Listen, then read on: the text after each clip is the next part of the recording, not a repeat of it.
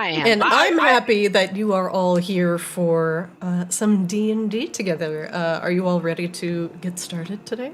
I have been looking forward to this all fucking week. I'm like mentally and I am ready. emotionally. I really am. Mentally, emotionally, physically, and rectally prepared. Let's go. Rectally, I did not prepare for that. You missed the Well, doorman. that's because there's too many. You need to be up your prepared. ass, Rena. better There's start a stretching. angry fairy running around. Just stretch it out. Yeah. All right, I'm still looking for Montgomery's voice. It's been a couple weeks, but I'm sure I'll find it. It was like vaguely southern. It's like deep and vaguely southern, but feel free and alter. You're not locked into any special or certain voices. Are we gonna proc the 20s today? Because if you waste them, and you need them in combat, you're going to die. Don't waste them. RNG. Don't tempt me with that bullshit. We all know it's fake. There's no dice jail in Arctis. The dice are digital. They live in a liminal space between digital and physical. I do not control them. All right. Wait, That's why I don't play slot casinos. Okay. Hang on. Smasher, you're a 40k player. Yep. You know as well as anyone the dice gods exist. Do Yes. not Yes, hang they on do. the dice No, in 40k the dice gods don't exist because it's pure They fucking do. random. And if you actually want to solve the dice god problem, you just throw more dice at it. Dice gods only exist in Blood Bowl because Nuffle is a cruel, fickle god, and your 3 die block can instantly be 3 skull. Damn. When you Got 'em. when you throw 40 dice at a thing, you're like, law of averages, who cares? Is that some Nah. premium salt I sense over in the Smasher sector? No, I just don't believe in that. In the dice gods? The dice gods for 40k, That's because you can fine. you can play the numbers game and God, you will not affect all of it. The dice gods exist. I offer tribute in 40k so that my d20s are real. Beseech them. So for tonight, we are going to be 5 instead of 6. We are missing our lovely Macbeth today. So it will be a U5 as we all go into this session of reflection. So I'll do a really brief recap of last session for our friend Mumu, who unfortunately was not here for our first session. And canonically, Mumu just slept through breakfast, which is, well, normal. All right. Previously, on Arctis Reflection, as you all made your way to the frozen north of Arctis, being called by a mysterious force from the dream, you all made your way to the Order of the Lucid Crescent, and began honing your skills as combatants and warriors of the dream, able to, with the guidance of a moon sage, delve into the dreams of others, to battle their greatest fears, nightmares, and to put the supernatural thoughts and manifested emotions to rest. And as your training comes to a close, you and the rest of the Order, if you've made friends with them or not, are about to experience your ceremony, which will crown you as official graduates, initiates of the Order, and will allow you to officially delve into your first dream. One of your friends, Mumu, had slept through at least the morning of the ceremony, and the rest of you had met with a lot of the residents of the Lucid Crescent Sanctum, including the Goblin Kitchen Master, Mr. Kettleblack, your Moon Sage Guider, Elitha Dreamwalker, and also a couple other strange residents of the Order of the Lucid Crescent, including a spicy little fairy by the name of Penelope, and a crotchety goblin sage, who I believe who met the goblin? Was it Macbeth? No, Rena both met her, and someone else did in the back door too. Oh yeah, that's right. I did, and then Montgomery also. Yeah. As I was trying to be a shithead. That's I right. do believe I was kind of the victim of a ding-dong ditch there. Yeah. No and- regrets. While she was minorly irritated at the antics of the dream-lagged initiates, she put you in your proper place and warned you to skedaddle out of her office in at least the east wing of the sanctum. Until you were official initiates of the order, of course. And now, as the stars come out in the northern parts of Arctis, the time of the ceremony draws near. And we will return you to the Order of the Lucid Crescent right now. Right. Once again, you all find yourselves in the comfort of your rooms. You've taken the day to walk around the Order, get your bearings, get used to your rooms. You've been here for about 3 months now, as you all are just wiggling around. You've all been here for about 3 months in preparation and in training, learning how to read emotions, understand people, but also hone your physical and your mental abilities. I have locked you all in your rooms very briefly. You can never come out. This is D&D now. Room RP. I thought D&D was the entire party coming out. We will start with Mumu and Gim, your unfortunate bunkmate.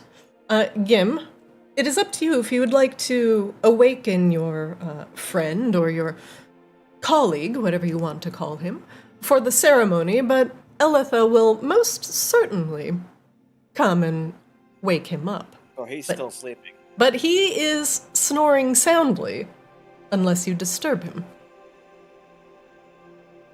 Do I have any water or anything in here? You have a water skin. You know, you're a dwarf. I'll allow you to also have a flask. But you do have a water skin. I want to pour my water skin out on his head. The fuck? Mumu, you are dreaming of fishing in a raging river, the cold water swirling around your legs and ankles. It is cold and refreshing. It is both bath and breakfast, as you catch a salmon in your bare hands and tear into it like a bear. This is freedom. If some salmon is getting in your nose and causes you to sputter, maybe some bones in your... You wake up and there's water on your face, Mumu. A dwarf stands over you. Get up, you big oaf. We got What did you things do to that for? Today. Oh, what are we doing today? It's our ceremony, remember? You missed breakfast. Come on. I missed. Do you have any food? Did you bring any back? Like I said, you missed breakfast. Next time, you'll wake up earlier. Well, why don't you wake me up? Just did. Fine. Get out of here, fucking dwarf. Gim, the keys to your room are in your pocket. If you would like your door opened, you just need to say so. Mumu unfortunately missed the morning meeting, and so, Gim, you have both keys to your room. You can choose to give one to a Mumu or not. I unlock Please? the door and toss him the other one.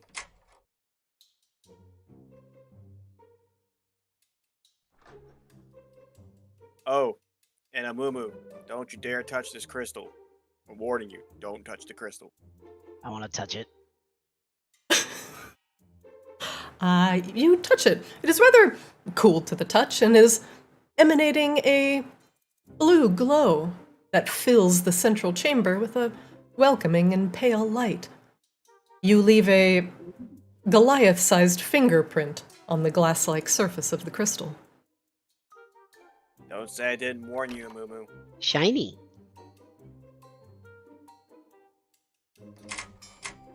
Wait, where are you going? I'm going to the bathroom. If you'd like to change the orientation of the way your character is facing, you just need to click on your character, and then you hold Shift and then mouse wheel, and then you can turn them to whatever direction you want. Thank you. Spin. Adam? Ooh. I'm gonna go this way. Ooh, look at all of these things. You may continue to explore the grounds of the sanctum. However, some of the ways are going to be closed off to you. At least until the ceremony. Gim, you use the restroom. Raffaella, you are in your chambers, and it is rather cozy and comfortable as it is you have made it your own. A fresh pot of purple violets sits on the dresser behind you, filling your room with a sweet and floral scent. I like it. It is one of your favorite things to get from the gardens surrounding the Order.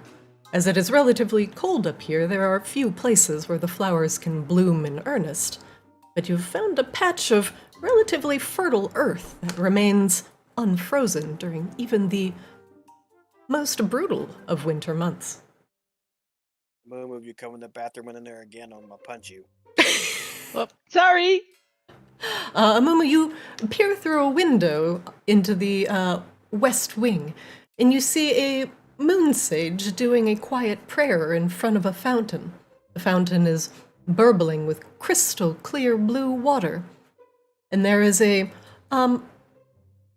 vaguely female elven form that encompasses the bulk of the statue in the center of the room. It holds a bowl of water aloft where the water is rushing from.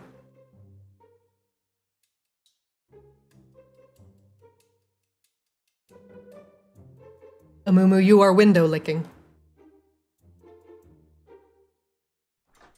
No, Sindri and Montgomery, the two boys down here in your room, whether you have retired for some quiet respite or just to hang out, you are free to move about. I'm gonna stay and practice my spells. All right. You do some glorious I light up- studenting. Light up the room. Come on. Someone touched Crystal. There it is was a Mumu. greasy fingerprint. Montgomery was a Mumu. I warned him. Let me know if you see Penelope. You got the cleaning stuff. I still got the sponge. It appears that the gentlemen are hovering conspiratorially. They're doing some shenanigans around the central crystal. Raffaella, make a perception check for me, please.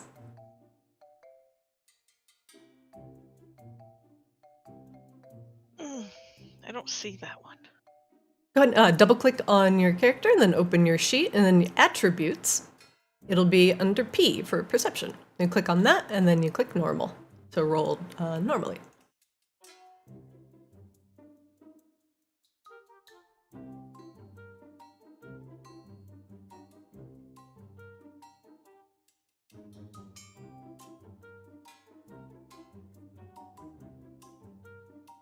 Did you find it okay?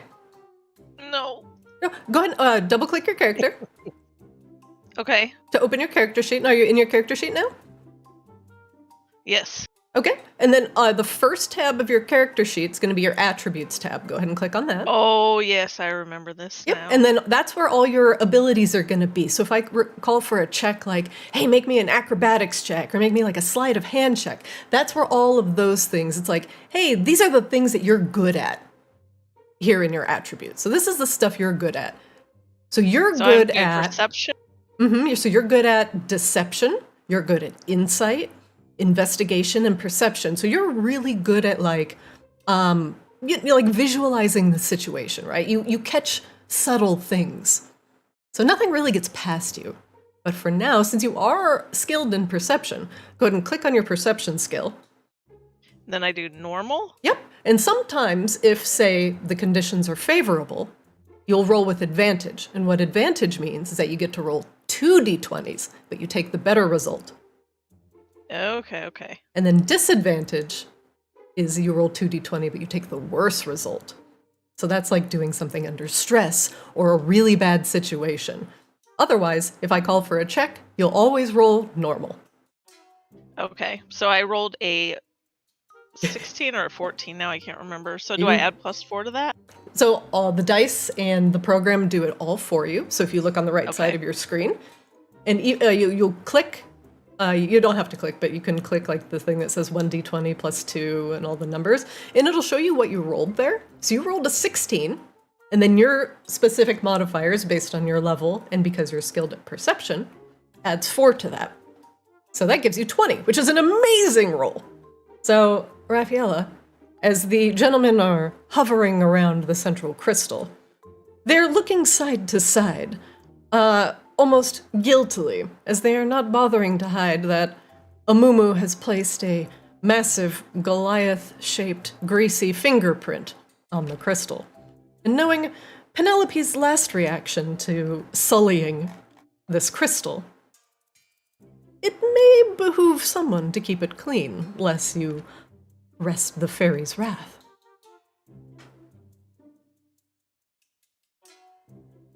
Mumu looks oblivious to the fingerprint. Do I know this conversation that is currently happening between the DM and Rafi? No, you do not. But I will allow you, Mumu, to make me an insight check if you can see what's going on between Gim and Montgomery. Roll insight for me, Mumu. Judging by their body language and that they're shifting their shoulders away from you, you have done something wrong. Okay. Look, should I not have touched the crystal? Like, really? I thought you were kidding. Gim. Boo, you should probably clean it. I told you not to touch it. Okay, Just I'm listen sorry. to me next time. All right, I'll listen. I'm sorry. Okay, Do I still have that same sponge from last time? You do. Yeah, you still have it. I hand the sponge to Mumu. Start cleaning, brother. all right. With the sponge, I vigorously clean it off, breathing and cleaning it. Do I do a good enough job? You vigorously clean the crystal. It is rather funny to see the Goliath holding this somewhat tiny, goblin-sized sponge, cleaning this crystal with somewhat delicate hand, but you wipe off your fingerprint. And just in time, as you hear a high-pitched whistling, almost a joyous humming, coming from further down the hall. Raffaella, you immediately recognize it as Penelope. Da-da-da-da. Do-do-do-do. You can't see her, but you can hear her coming. I think it's time for a walk. Why are you all Leaving standing around the scene crystal? of the crime. Ahem. You're all going to get it very dirty. Please, No, we're not. the spittle that will leave your mouths as you are speaking will sully its beautiful glow. Thank you. Thank you. We have a common room for that purpose. Mumu, to your left is the dining room. I don't know if there's anything left in there, but Sindri, you glance up as you see everybody kind of rush past your open door. What did Everything's you locked. guys do? I'm sorry. I touched the crystal. I didn't know, and I'm just hungry. Mumu, one other thing. Mumu, this door here that you are currently next to is the door to the mess hall. However, there is a small sign on it, and on it it reads, "Momentarily closed." Oh, okay. Mumu, Yes. another thing, the other door that goes to the kitchen, please be polite to the master chef. I'm not pulling anyone else out of there again. Oh, okay. Gotta deal So with your own shit. all right.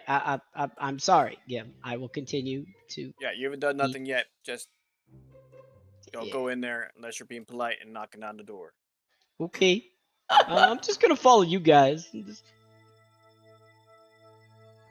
A door opens to the north, and everybody, well, Sindri, you see Eletha come out of the study. Oh, hello, everyone. You all look very awake and alert. Are you all ready for the ceremony? Have you all bathed and, well, looking your finest? My armor's not coming off. I technically got a shower. Oh, I pull my wings and go, yep, I'm all ready. And I hang them back up. Looking very sharp. And good morning, Mumu. Hi. Did you sleep well? Eletha's smirk is hidden by the veil that covers the lower half of her face. I'm sorry. Won't happen again. Yeah. Don't worry about it. You deserve a little extra rest after, well, the 3 months of training that you've gone through. And now we all get to celebrate a little bit. Are you all excited? Oh, yes. Very excited. Well, good. I'm ready to work. Whatever reasons you have for being here and being a part of the Order, just remember that you are doing a very good thing for people. Something that not everyone is capable of.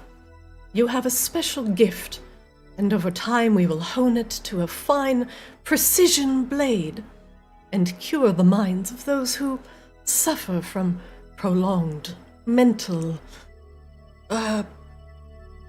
stagnation. She smiles. Well, I'm afraid this hallway is rather small, but she peeks around the corner. Gim, if you would open that door for me, I believe everybody is ready in the main chamber for you. But don't be shy. Just go on in and make yourselves comfortable.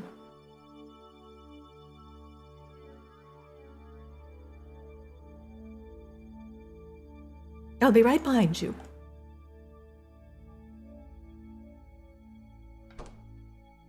As you all enter the main hall of the Order of the Lucid Crescent, the Crescent Guardian is momentarily gone, and standing on the dais at the end of the hallway is a hobgoblin woman with blue skin and pale hair. She's wearing the armor of a warrior, and she looks like a battle-hardened maiden, something more out of fantasy than reality. The blue hue of her skin and her large hobgoblin ears give her an air of mysticism, danger.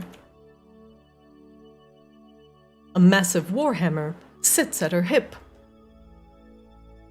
and she stands with poise and pride. The rest of the moon sages have gathered here in the central chamber, and since nothing is happening quite yet, mostly they are mulling about, talking amongst themselves. And even Seer Eka is here, standing next to this hobgoblin woman. You all know her as Zrada, and she is the shield of your order. The shield being the defender, your general, the one that makes sure your day-to-day activities go through unabated. But Zrada also has a strong connection to the Feywild, the fairies, and the dreaming. And she is renowned for being once a guardian to some of the most powerful fairy courts. Now, she stands tall and proud as the leader of this sect of the Order of the Lucid Crescent, rarely seen but commands a strong presence when she is there. She gestures for everyone to begin to settle down and settle in, and for you five to stand in front of her.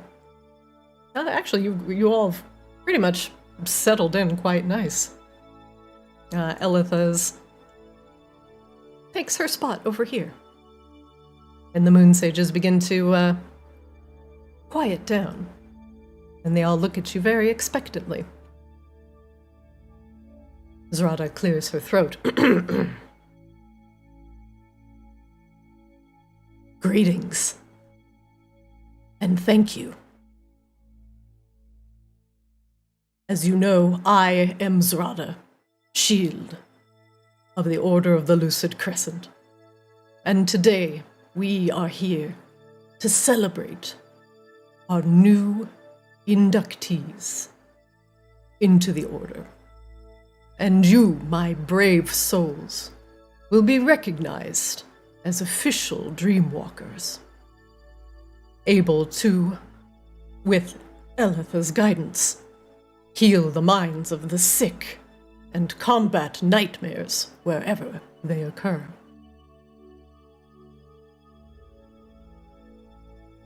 Raffaella, please, step forward. She gestures in front of her. Raffaella, as guardian of the dream, do you swear to the best of your ability to heal the minds of the sick and to use your powers for the greater good of Arctis? Yes. Raffaella, turn now to your friends and moon sages of the Order. All of the moon sages place their hands over their hearts and bow in reverence to Raffaella. And even Elitha does so. Know that you take on a dangerous task. And delving into the minds of others is just as dangerous as delving into a dark and deep dungeon. But even more so, it is unexpected, and anything can happen within. You are the front-line warriors of the mind. You may be seated. Sindri Belfras, step forward. She gestures. Sindri, do you dedicate yourselves to being a warrior of the mind, a delver of the dream, and to protect the lands that lurk in between reality and the realm of thought? I do. Sindri, now turn to the moon sages. And they, in turn, bow to you in respect.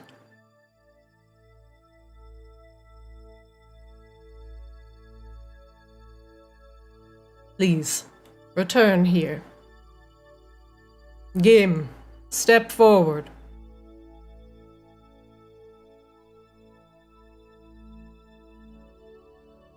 Cleric, do you swear to cure the minds of the sick, and to take reverence of the dream, and to combat the horrors that lie within, in service to whatever deity you pledge fealty to?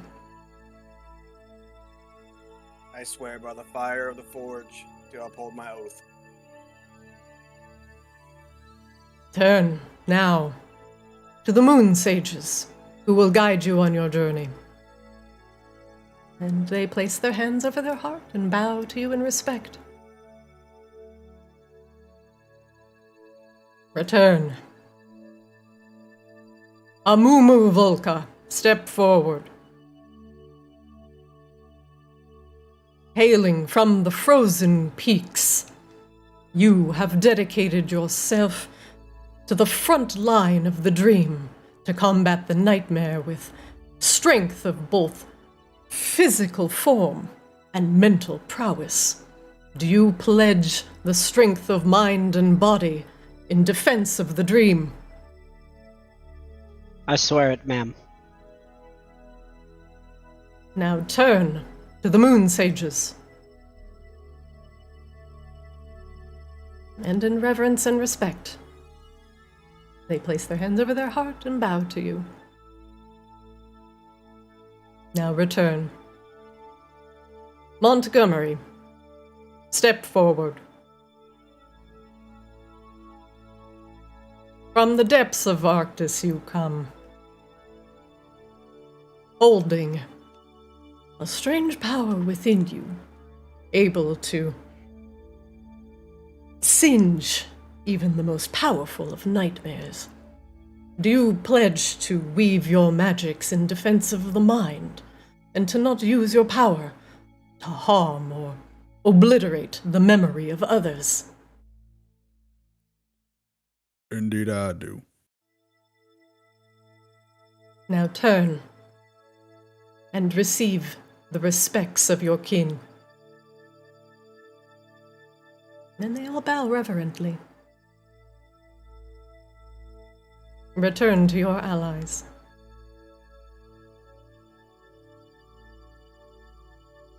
The same also will occur for our friend Macbeth, who is not here today.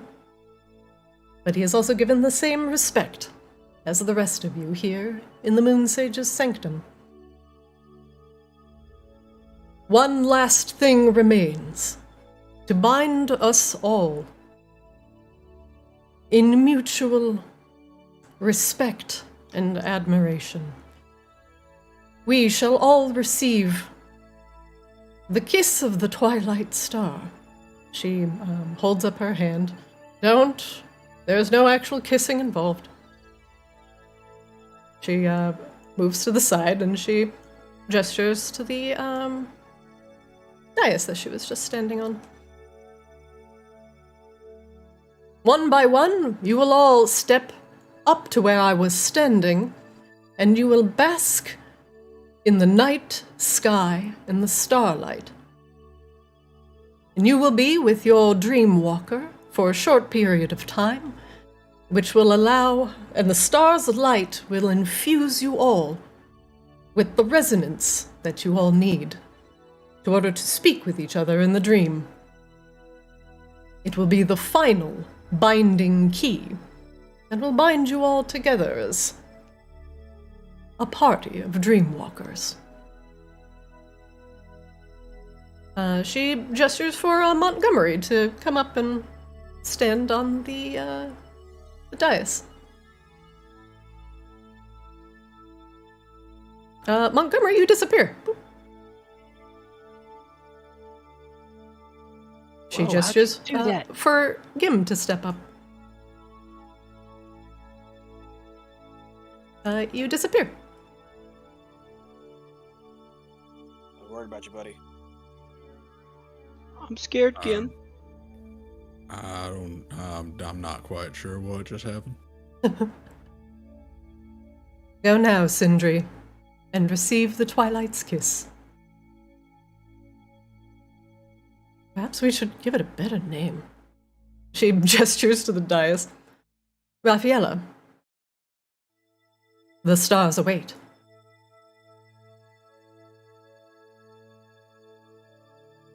The crisp night sky awaits, Mumu. Okay.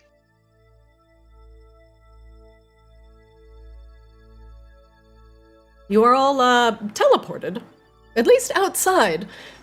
You are all on a platform that is crystal clear, and a large magical circle is etched into it, and it glows with a resonant blue light. Below you, water rages into a massive waterfall that goes off the cliff, plummeting hundreds of feet into the rocky shores below. Surely. That waterfall. Told us to stay away from. no one would survive a fall like that. Oh, hello, everyone. All right. And me in the middle, let's all gather around. Yes, yes. We're going to do some, hand-holding. Yep, everyone's favorite. Come on, hold hands. There we go, Raphael. Oh, we're kind of an odd number. There we go, hand-holding. All right. Now, she shuts her eyes. Everyone take a deep breath.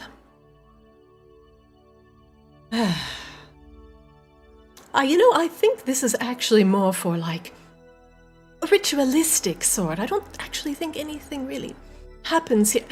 Her voice and her words are cut short as a magical resonance peaks up all around you. Raffaella and Raffaella, Sindri, and Montgomery, make me an Arcana check.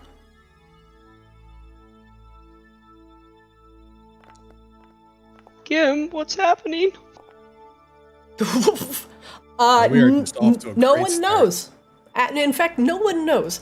The arcane circle on the ground is too intricate for even the young sorcerers, magicians, and mages and druids to decipher. But the magic that takes hold gives you a strong sense of vertigo for a moment, as if it wants to teleport you somewhere else. But your feet do not move off the platform. And through you, a cold shock, like someone throwing a glass of ice-cold water on your face, shivers through all of you at the same time. Elitha blinks and looks around. Oh, I did feel a little tingle. Well, I do say that may do it. I believe now we are officially the Order of the Lucid Crescent Initiates. Congratulations, everyone. She claps very politely. Zrada, we don't want to be here all evening, please. Teleport us back. Please, it's actually quite cold out here. Everybody starts teleporting back to the main room. Oh gosh, it was quite cold. Zrada shakes Raffaella's hand and everyone else's hand. Welcome to the Order. If you need anything, I am generally in my office, though I highly suggest you make an appointment ahead of time. For now, Dill? Dill steps forward. He's in the back. Yeah? Oh, yeah, right. I have made some cookies for everyone, and there are some fine breads in the mess hall, and I managed to source some very excellent chocolate. So please, eat up. They are celebratory cookies, free for all. Go nuts. Food. Thanks, Dill. Oh yeah, anytime. Yeah, go nuts. The moon sages are all clapping very politely as you all walk past. Much appreciated, Dill. Oh yeah, anytime. Oh, let me get that door for you. Hang on, hold on. As I momentarily lost my sound. Oh yeah, I got it. There we go. Woo! All right, cookie time. Yeah, everybody, pile on. Congratulations, everybody. Yeah, celebrate. Inside the mess hall, actually, are a massive amount of cookies in baskets, piled high to, an almost disgusting extent. There are also thick and juicy fruits that are in a basket in the center of the table, as well as fresh-baked, fluffy breads. Yeah, please, this is your party. Go nuts. Sindri just starts shoveling everything into his mouth. Yeah, same. Mumu is so hungry. I put some cookies in my pocket, and then I start eating a few more cookies. Pocket cookies are best cookies. The food is delicious, and Dill looks on proudly as you all enjoy the fruits of his labor. The strange fruits in the middle are something that are completely unfamiliar to everyone, but if you wish to know more, I would allow you to make a nature check. But I'm assuming most of you are hitting the cookies and the breads. I'll take a nature check. What? Oh, I need a hold on. I clicked myself, right? what was that? Oh no, just click on nature. Oh, yep. Nature and then normal. Ah, hell with it. Here we go. Raffaella, these are moon fruit. And in fact, it is said that if you eat them by the light of the full moon during the winter solstice, you will find true love.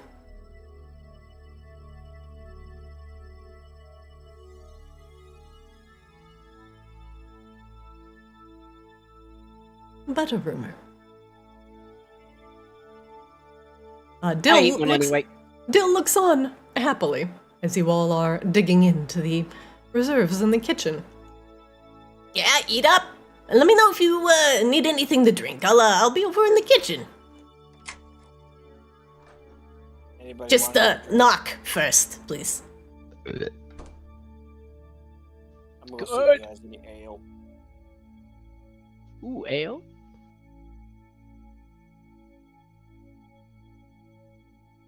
Knock on the door.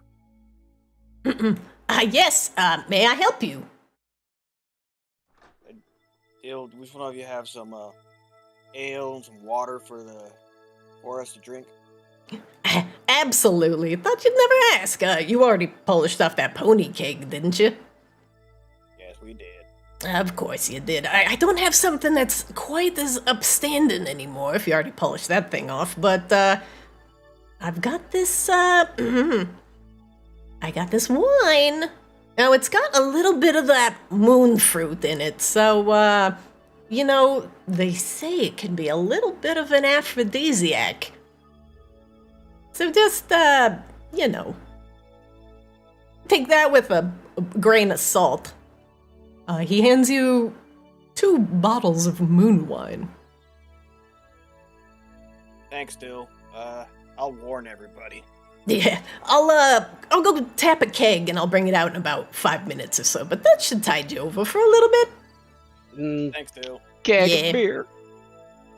Yeah, don't worry about it. It'll just be a few minutes. Gotta let it, you know, defoam. Hey guys, Dill gave me a couple of bottles of wine. Said be careful with them. Said they're a little bit of an aphrodisiac. I'm not sure what that does for each of us, but drink up. I put the 2 bottles on the table.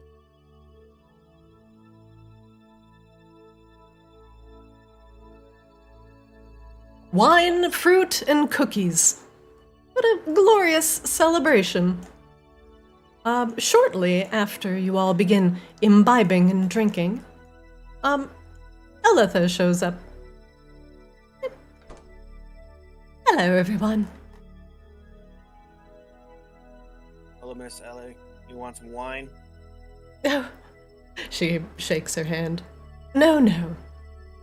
I try not to imbibe too much. She, takes a moon fruit and begins chewing idly. Wine's made from moon fruit. Oh. All right, pour me a glass.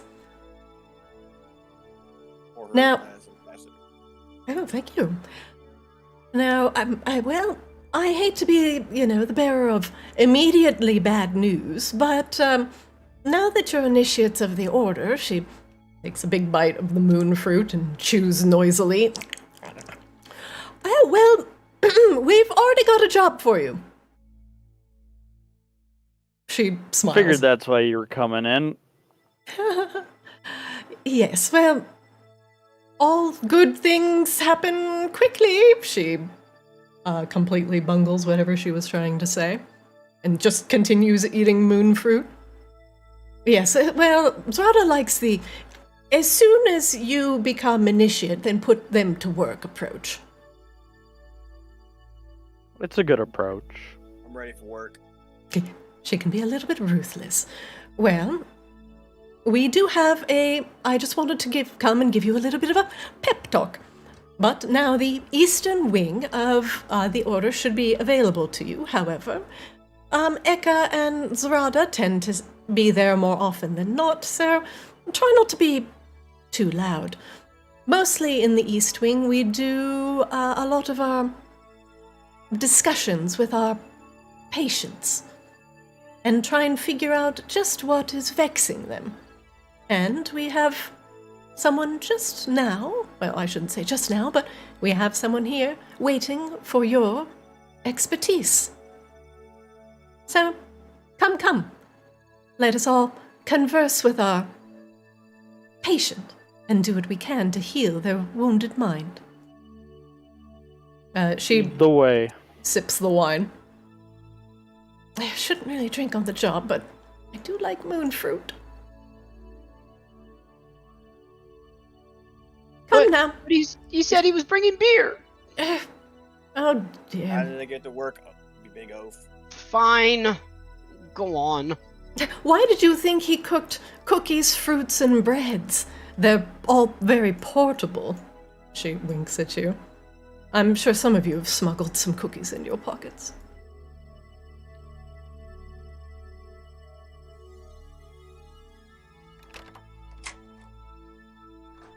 Yeah, right. She leads you through the east wing. All right, go on in. Make yourselves comfortable. There will be a young goblin in there, and she is the patient.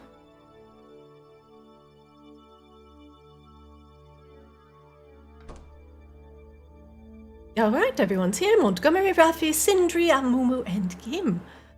Wonderful. Now, since this is your all first official time in doing a Sorry, GM totally forgot what word I'm looking for. In doing an initial analysis of our little goblin friend's problems, I will allow you all to, well, ask her some questions. She has come here because she has been suffering great nightmares, and we need to get to the bottom of her particular issue. Is she asleep right now? Oh no, she's awake. A small goblin woman sits in a chair on the other side of the room.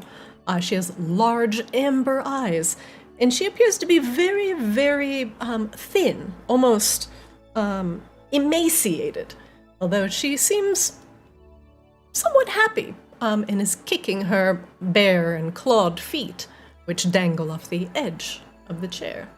On her head is a small ceremonial wrapping that keeps her hair under control. She kind of rocks back and forth, side to side, humming in a soft melody under her breath. I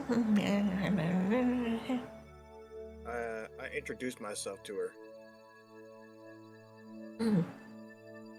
Hello, my name is Gim. What's your name? My name is Blurga. Blurga Blep Blizzle. It is a pleasure to meet you, Dreamwalker. Nice to meet you too. Are you hungry? I got some cookies. I am in a position where I do not need to eat anymore, but thank you. Elitha clears her throat. Blurga is reborn to this realm. Blurga has experienced death, but Arctis has deemed it so that she has returned.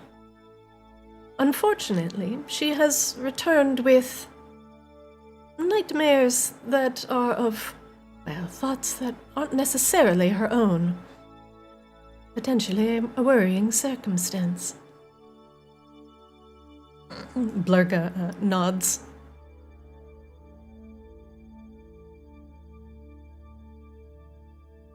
She's awaiting for you all to ask her any questions.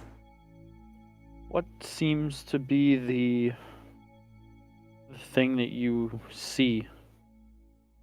When I was a young living goblin, much like your resident goblin, I was a chef. A beautiful Arctis renowned chef.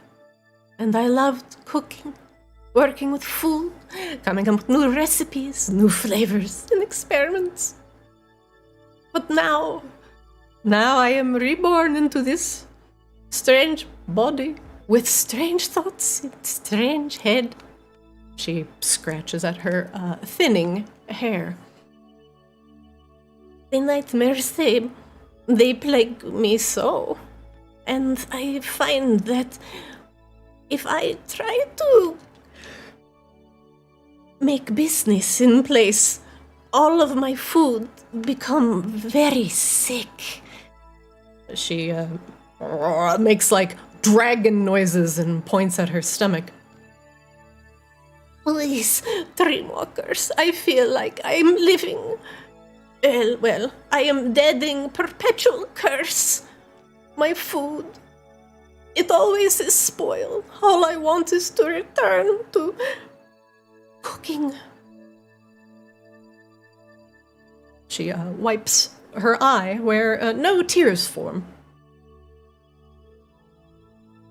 Miss Ellie, how do we help her? Well, she clears her throat. Once we delve into her dream, Blurga has said that she has dreamed about food and other things. Blurga, can you tell us very specifically, well, in much detail as possible, about the nightmares that you've been having as well, along with this cursed food? Blurga nods. When I have dream of when I get food, it turns to rot in hands, and everything I cook becomes spoiled and rotten. Is it me that is rotten? She looks down. It's not you. She It's lets the her listen. nightmares. But I do not know why they plague me so. Cooking is my love, was my life. And now, when I think of food, I just think of disgust, rot. Oh. Aletha clears her throat and speaks softly to the five of you, as opposed to Blurga. The concerning thing about Blurga's nightmares is not simply the fact that she's having nightmares, but the fact that they're accompanied by some sort of malign curse. We have taken Blurga's situation under consideration, and I've had her speak a little bit with Dill. And when Dill took her into the kitchen, it was true, anything that she tried to prepare that contained 2 or more ingredients immediately spoiled. There's some sort of supernatural presence or nightmare lingering within her, and these are the types of things that we are trying to combat. The fact that it is spoiling food on the outside means that there is some sort of tenuous grasp, and it is becoming more and more powerful as it is connected to poor Blurga here. It must have latched on the time between when she was living and when she was dead. Blurga, in order for us to delve into your dream, can you, is it just rot that you are concerned with, or is your kitchen on fire? She looks at the rest of you. Now, the more you can get a patient to tell you about their dreams, the more that we can potentially prepare for whatever nightmare may be lingering inside. If this is a latcher on or some sort of nightmare parasite, it might be different from, say, someone invoking an ancient curse, or, well, let's just say every dream is different. But let's say if Blurga here died in a kitchen fire, and her nightmares were of flames, no doubt the nightmares we will battle for her will include a significant amount of fire. So, now that we are talking with Blurga, we understand that a lot of things that she's dealing with have to do with rot, and so we can prepare accordingly. She rubs her chin. Gim, do you know any specific spells against removing diseases? Only spells I know for room diseases is just to sear it and burn it away. That is most certainly one way of doing it. But let's just say, if she is dreaming of rot, it may be something that might afflict you in her dream, so we can prepare accordingly. Blurga, I will leave you alone with my friends here for just a few minutes. They are the warriors of the dream, and they will be battling whatever lies within your delicate mind.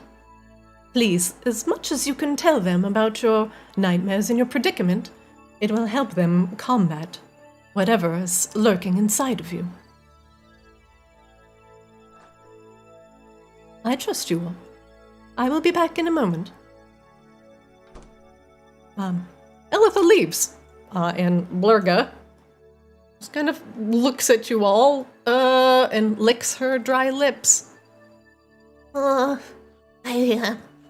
have not done this before. I do not know what I am doing. Lurga, what was your favorite thing to make and cook? Oh, I love the sweet potato pie. She smiles. Oh, I would get the biggest yams from the garden, and they were so sweet. And sometimes I used their sugar to make so sweet candy. She smiles. Delicious sweet potato pie. Also, I often go into the forest and I pick the fungus. She licks her Kind of lips. fungus. Why, mushrooms, delicious caps. They are some full of spots and some full of holes, some full of spores that explode when you touch them. Did any of these in your rot dreams? She thinks, yes, I do. I remember the purple mushrooms. They were deceiving. I would go to harvest them, and when I touched them, they absorbed my hand and began to consume it. Oh, I remember the burning. How did you get away from the purple mushrooms? I did not. I died. It ate me. My body dissolved in acid to a small puddle. Returning to nature, I feel every moment the acid dissolve my skin and eat my bones.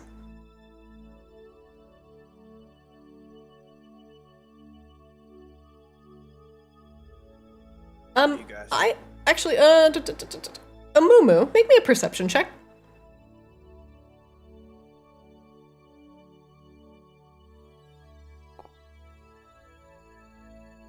Womp womp.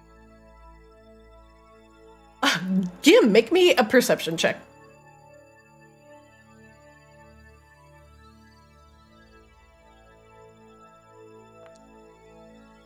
Man, you guys are really doing awesome. Mumu, you eat a cookie, and now I will have Montgomery, Sindri, and Raffaella to all make me perception checks. Could I do a nature check to maybe see what type of plant that was? Holy shit! What the hell? Did you all roll ones? Yeah. Well, Maybe. who got a 19? What the hell? You all I will rolled neither ones. confirm nor deny what just happened. Are you guys asleep? I'm very confused about the whole situation. Okay, that was a 1 in 8,000 chance. Holy shit! You guys really pissed off the dice gods today. Okay. He perceived nothing. You fucking don't perceive a damn thing. Blurga looks at you all. So, how does this work? You go very tiny and you enter brain through ear, nose, mouth? What? No, if I understand it correctly, we're going to project our essence into your subconscious. Oh. I And feel like Yes, Goliath man, please speak your Maybe- mind. maybe we should go ask for help before we hurt this poor woman. But you are the help, yes? Yes, but it's always nice to have supervision. Ah, Mumu would be alright. We'll figure this out. Okay, We'll learn how to do it sooner or later. fair enough. Well, you first. this sounds You very need to go to sleep. Blurga. brave. You will not be going into my other thoughts and poking around, no? Please? I'm just looking for the mushrooms and the rot. I just want to help you. The rot, yes, please, whatever is causing this rot, I need it obliterated, destroyed. I just want to go back to enjoying. Oh, sorry, I hit my squeaky door noise. I just want to go back to enjoying the Just cooking. wondering. The joy of cooking. And I appreciate your bravery in entering my not so active mind these days. Being dead has very strange outlook on life now. Ms. Borger, you don't have to worry about too much. It's just gonna be like another little nap. And you just trust us to do what we gotta do. And then everything will be alright. I promise you that. Ah, that fills me with great confidence. Thank you. Thank you. But there is a soft knock on the door.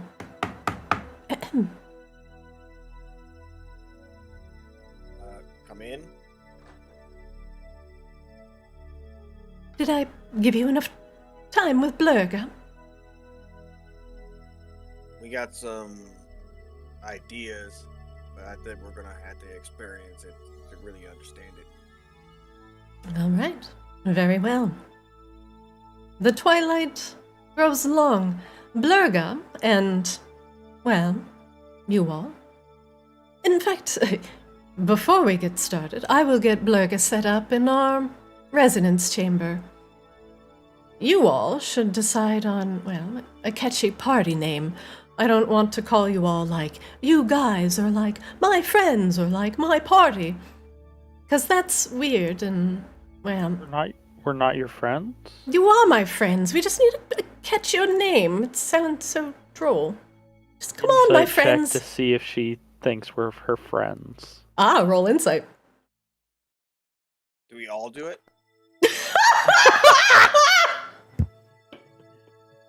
Do we all? Your dice are broken. I don't know. Do you want to roll? Like, I don't know. I'm rolling. Fuck it. You rolled like I think four she's- ones in she- a row. That is Oh, two you guys nat are ones. You guys are fucking dead. I got a Oh, 16. we're so Okay. fucked. Whew. Yim. Yim. Is she excited?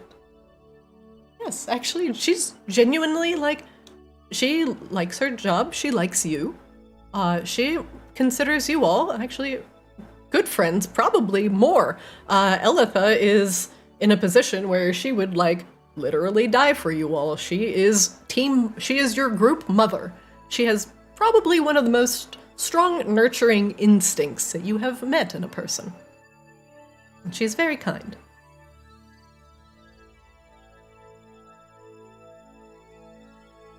Well, so you guys can think of like a catchy name or like a catchphrase, and then I can refer it to you as like the Dream Delvers, or I don't know. Think of something. Come on, Blurga. No, they don't even have a team name yet. This is all happening very quickly. You see the one I posted?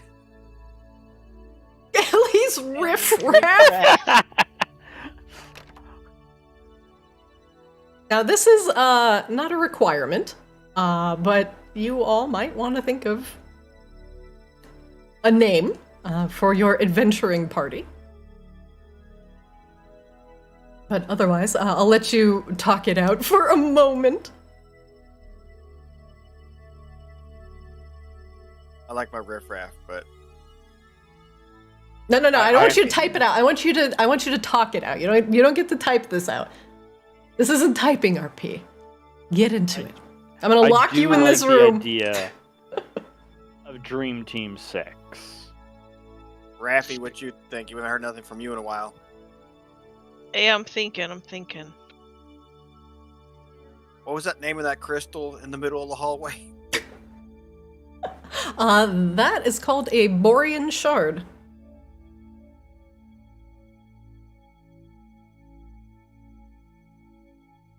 I got an idea.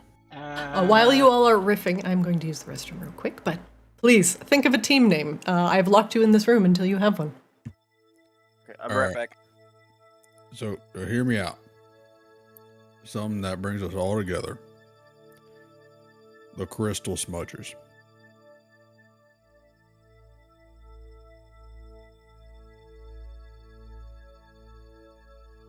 I like the idea. I think we could go a little bit better. I think we could go with a crystal, put some alliteration into it.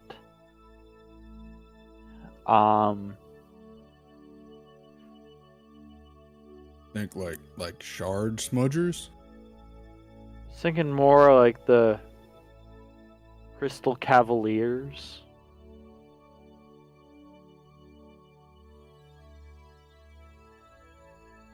Come up with any ideas, fellas? I'm looking. I'm thinking. Well, Gim, we're thinking like Crystal Cavaliers or Shard Smudgers.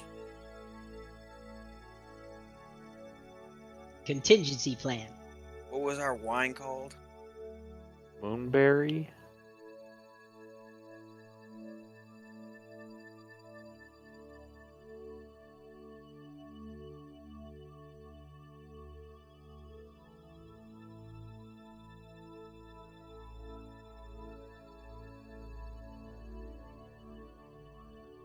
Raffy, Raffy, we need an adult. we need an Oh, adult. shoot. Dream on D's. I'm back. I'm just listening now. What have we decided on anything? No. How about Dream Hack? Dream hack. Dream hack. Dream hack. Like hack or hat, like I wear it. I'm open. I was. I don't have a preference. Hack, think like in hack like cut with an axe.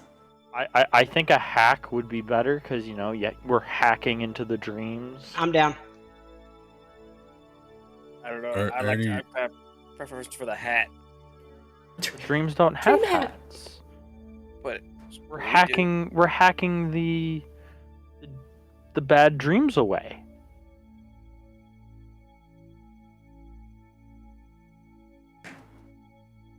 I understand you. We still need a consensus. I think that's 2 for DreamHack. DreamHack is fine. That's 3. That's still only 2. No, I thought Montgomery was in on DreamHack.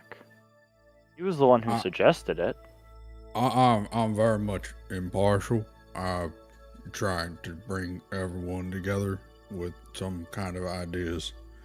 I like the idea of DreamHack. I like the idea of DreamHat. I understand sometimes it's hard to understand what I'm saying. I apologize for any confusion. Raffi, what do you have to say about all this? Yeah, Raffi, what's your idea? I'm not real down with dream hacks, honestly.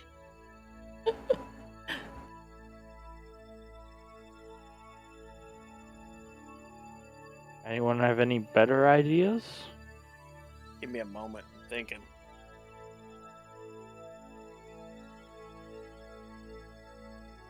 What, like night hunters? Or dream stalkers? I like Dreamstalkers. I like Yeah, I Dream like Stalkers. that. I like Dream that. Stalkers. Montgomery. Is that gonna make people feel comfortable with what we do, saying we're stalking their dreams? That's a fair point. Dream Slicers?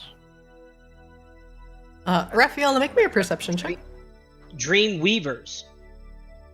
We're not really weaving any dreams. Dream Delvers. Jesus Christ. Dream Delvers. I don't know. I'm gonna Dream run Delvers these work. dice through a literal digital cleanser later. I think the mushrooms fucked with our dice. All right, Dream I Delvers. like mushrooms.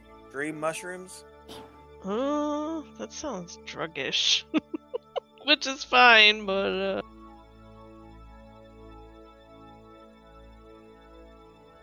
You see, but for a moment, you don't know how she gets in. The door is still shut and locked, but Penelope flies in and is flying above the table.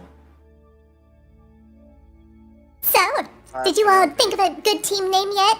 Is it Team Lame? We're thinking the Crystal Touchers. Ooh, What? crystal touchers. What? How dare you?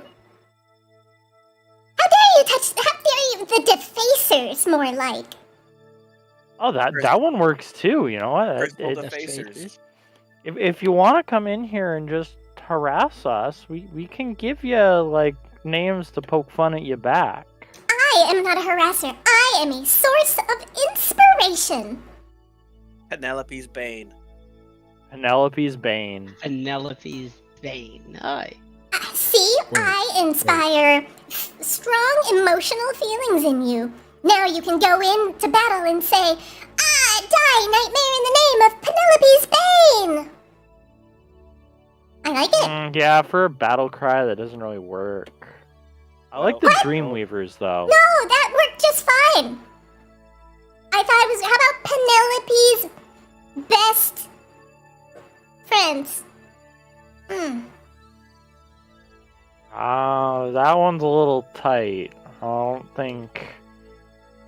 I think we were on something with the Dream Train. What? Well, I thought the Penelope's best buddies idea was pretty good. Dream Team. Literally. I like Dream Team. Dream Team. Oh, that's actually pretty clever. Montgomery, Raffi, Gim, what are your thoughts? Dream team? Yeah, the 1995 Olympic Dream Team. Oh, dream. Miss Penelope, I understand what you were saying. I appreciate it, and I do believe we respectfully feel the same way. I'm impartial to the Dream Team. The Dream Team. Dream Weavers. Dream Benders. Dream benders? What do you think of that, Gim? I don't. That's just as bad as us stalking them. Yeah, Well, no, what are we we're bending? bending them Are we Bending like the dream? Are we like stretching? Do we want to call it dream yoga? Or exercise the dream? Yeah, that's what you like. Exercise ghosts, right? You like work them out on like a bike or like make them run. Could go complete WoW and call it Emerald Dream. Is that? I would like not that how because I works? am an emerald. Gim, I very specifically remember you saying that you have to exercise ghosts.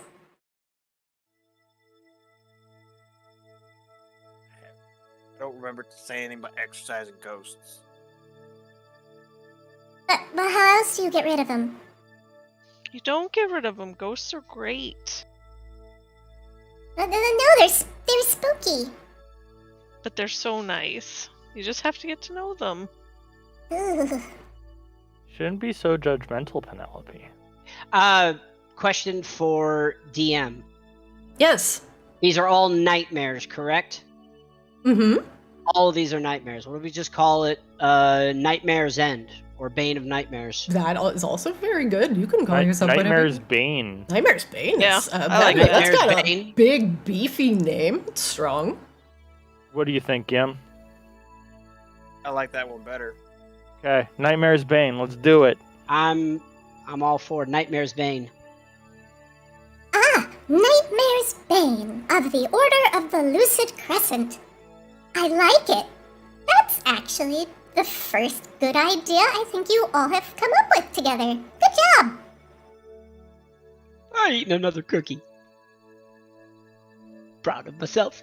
Mumu, make me a perception check with advantage. 2 1s. Let's see it. Please just don't. If I do, I'm leaving the game. Okay. Mumu, something as you bite into the cookie, something is tickling your lips, your upper lip, and your the area between the lip and your nose. Am I growing a mustache? I bet I look great. You look down, and you are certainly growing a mustache, but it is not made out of hair. The cookie that you're eating and that you have stuffed into your mouth is covered in a thick layer of stringy fungus, like thick mold and moss, Get it off! like a milk mustache. Spit it out. It's on Oh, your God. lip. Get it off. Get it off. Get it off! You I spit pull out out the my cookie. magic tool and turn it into like a razor and start cleaning it off his face. Very carefully, Gim scrapes off the persistent fungus. And Gim, you see on the razor that it is continuing to grow, albeit very slowly. Penelope! I heat the metal. Oh! The fungus shrivels and dies.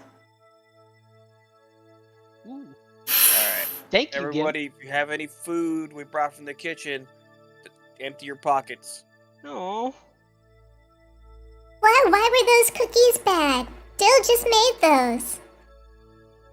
I think they might have been corrupted when we were near Miss what was her name again? Durza? Blurga. Blurga. Blurga. I think just being around Blurga, her corruption is seeping out and corrupting our food that's around us. Oh no. So I Oh.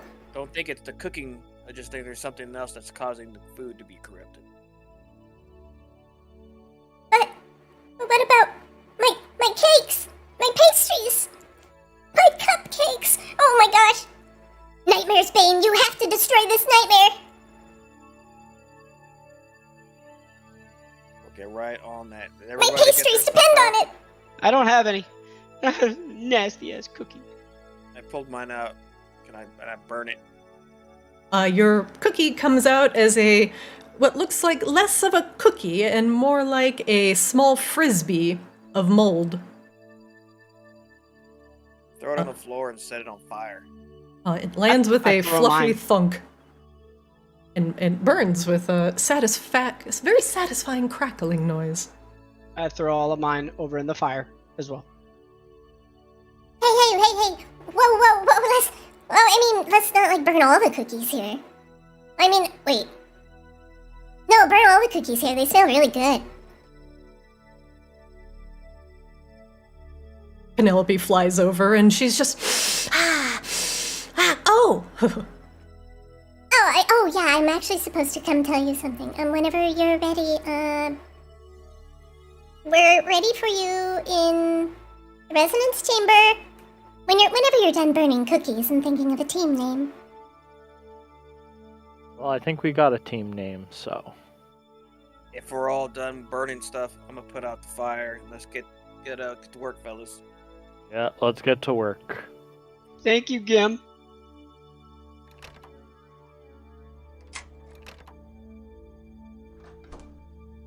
Whoops! Sorry, I guess I locked that when I squeezed in through the lock.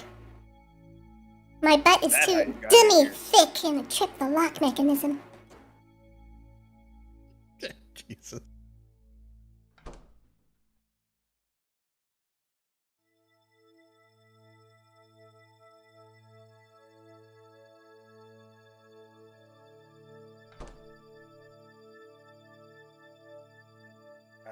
Alright, everybody, now let's go to the resonance chamber. It's just to the west, north of the mess hall.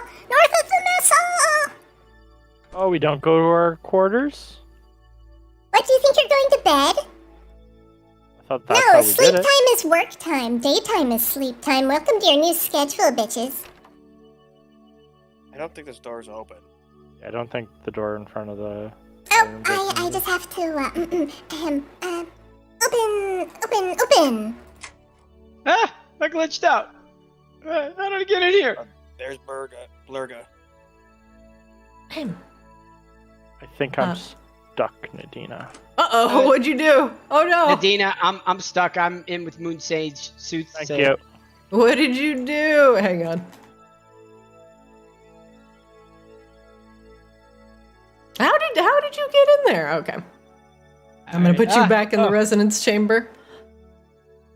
Oh, well, all right. Oh, it looks like we're just missing Raffaella. And whenever she gets here, we will begin. I'll open up these back doors for her. Raffy! Oh, there you are, Raffaella. I'm here. Welcome. Wonderful. Go ahead and shut the doors, and I'll make sure we are not disturbed during our venture. Wonderful. Now here, in the resonance chamber, the water will allow us to, get a nice and calm peace of mind, and will allow us to connect with our little friend Blurga over there. And once you are transported into the dream, I will be mostly unavailable for idle conversation. It'll take me a great deal of power in order to communicate with you, but on rare occasions I can. Above the table for you guys, you can ask, while you are in the dream, 3 times per long rest, you can ask Elitha questions and she can answer. However, that it will be like the sending spell to Elitha. So you can send a short amount of characters, and she will respond in turn. But it will not be a dialogue back and forth. So it's like a raven, male, snail mail. Yeah, essentially. Cool.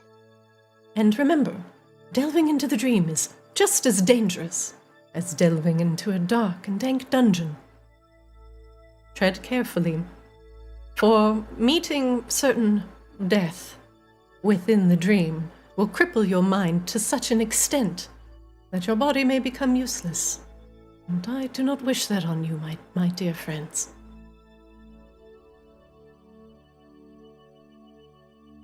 Now, all of you, go ahead and stand upon the sigils.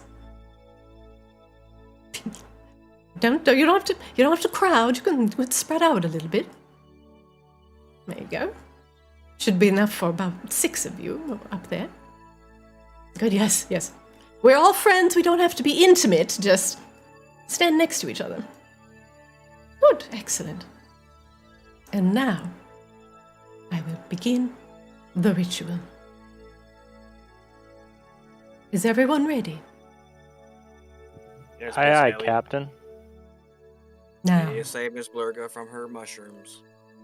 close your eyes, and we shall delve into Blurga's dream. Perhaps I should call you Miss Blizzle. Blurga doesn't really roll off the tongue very well. Anyway, here we go. One moment, please. You all shut your eyes as Elitha begins her soft chant, passing her staff across the water. The water begins to wave in seismic ripples that are even in flow and tempo and spacing. It's almost hypnotizing to see the water ripple out from her. And as it butts up against the stone dais that you are all standing on, and at the same time as it splashes up against Blurga's, you all are pulled together, guided by Elitha, into a singular string of thought. And for a moment, all of your thoughts are jumbled together, as if you're standing in a porta potty with 10 other very loudly crying children. And there's just not enough room for any of you. But Elitha's presence spaces you out, puts you in the large mom van, and buckles you in. There we go, yes, no clown car. And you're all shuttled off into the depths of Blurga's mind. One moment, please.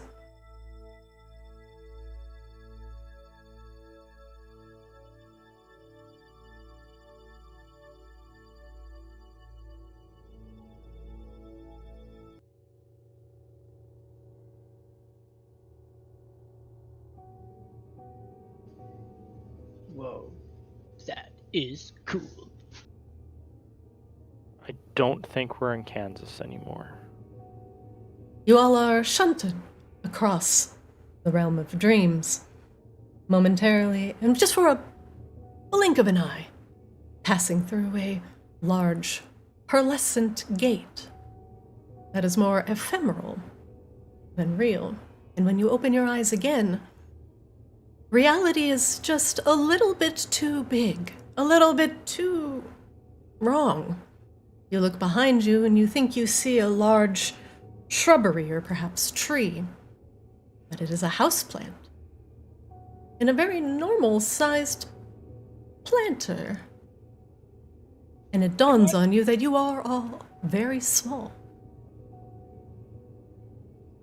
To your north is a large basket filled with questionable goods. Hanging out of it, just here to the north, you swear, is that a bat wing?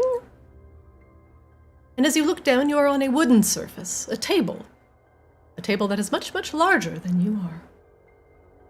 And the table does have an edge. And you, from your vantage point, you cannot see the bottom.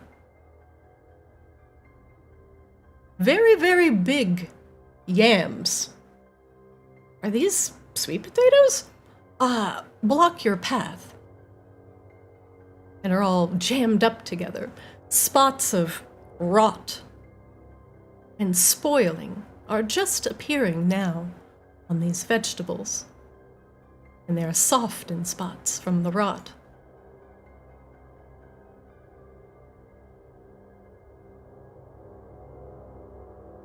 That is where we will start. It is difficult to see. Most of the remaining light in this darkened nightmare is coming from a open window behind you. The window does not seem to lead anywhere except to a ever-present light that dims as you go further into this abnormally large kitchen. Right, team. I think we need to be careful with this moldy vegetables in front of us. I agree. I very much agree, but what, I'd like to do a perception check for the giant, what looks like a wing of some sort that I kind of can see. Or maybe. Yeah, make me a perception check, please. Can I give him guidance? You can. You get guidance. We're making, when you roll your dice, you can add a extra 1d4 to your roll. Hold on, let me see if I know how to do that. Okay. So you'll just roll, you can roll perception, and the way you can add dice is once you click perception, it comes up with that prompt. Under situational bonus, you can just type 1d4, and then it'll automatically add it. Perfect, that's awesome. And that's how you do modified rolls. However, your roll still sucks. You look up the vaguely leathery and purple half crescent. The most you can make out of it is you think it's a bat wing. Does anybody here have a sharp blade, an edged weapon? I hand over a dagger. All right. I want to heat the dagger, and I want to cut the vegetable and see what happens. All right, you go over to the vegetable and you heat it. And then I cut into it, try to cut out some of the rot, see what happens. All right, make me a medicine or a sleight of hand check. I'll allow you to choose whatever you prefer.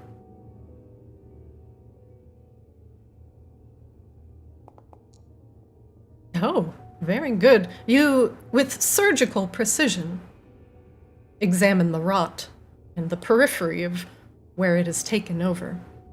The rot is spotted all over this yam, but you find a small and soft depression and you cut it out.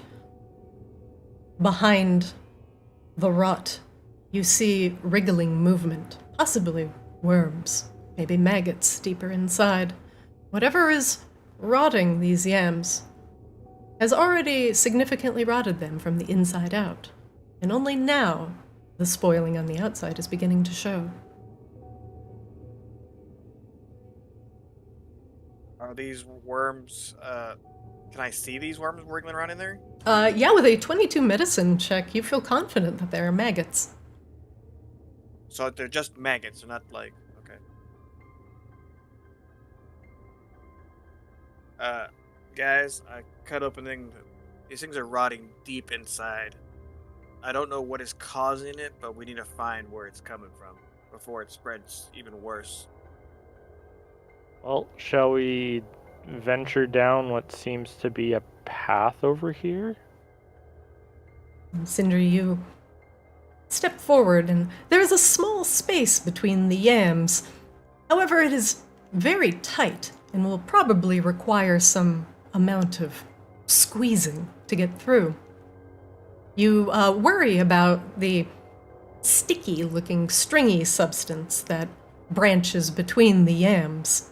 You can make me a perception or a nature check, whatever you prefer. I will go nature and I'll give myself guidance. Very good.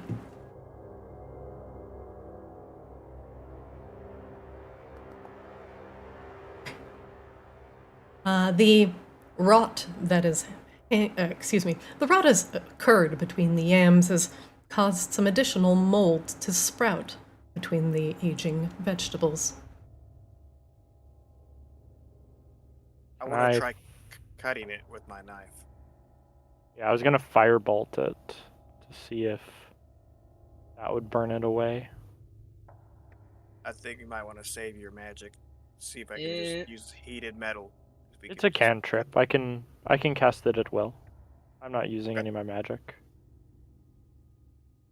Sindri, if you'd like, you can absolutely try and firebolt this strange fungus. I move back. Just roll to hit. A fantastic job. Roll damage for me.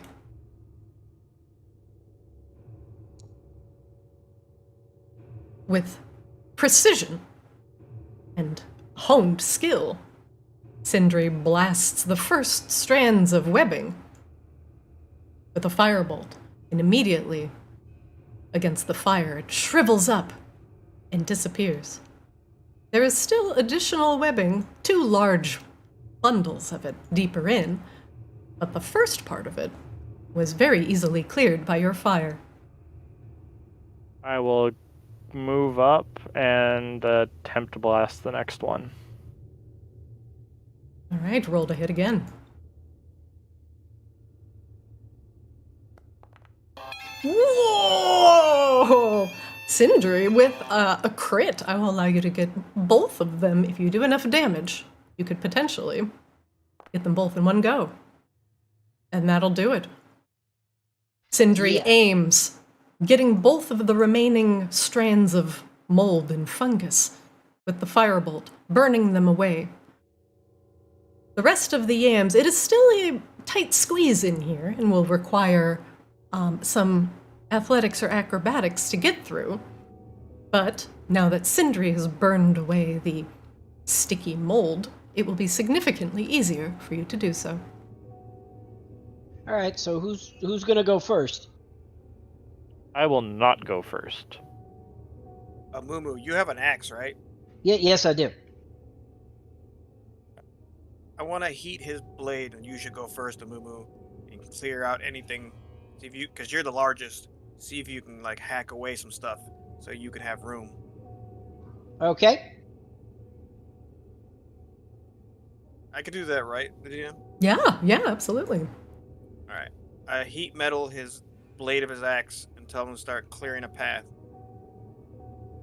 All right, Mumu. The head of your axe begins to glow red as Gim heats it. You begin hacking away at the vegetables. Yes. Roll to hit for me. All right. Side note for DM, we never went over my rare item, which you and I talked about as possibility of a weapon. Do you think that really matters right now? Oh, it does. It does absolutely. What did you want for your weapon?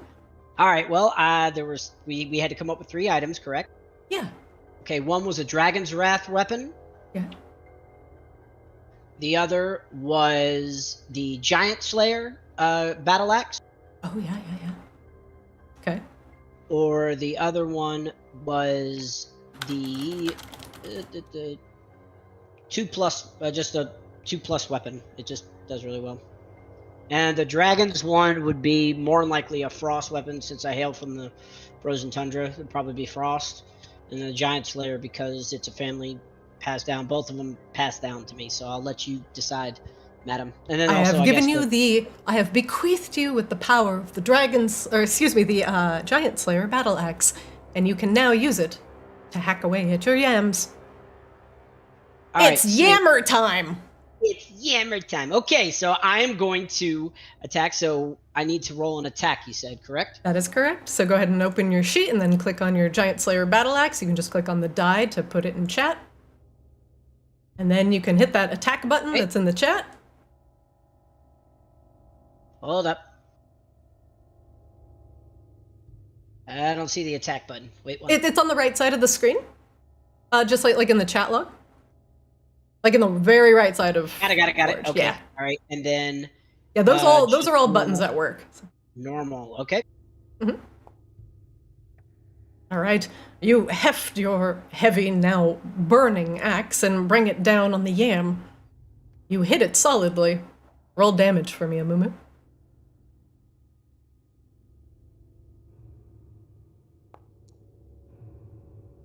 You begin to cut away at the rotting vegetable.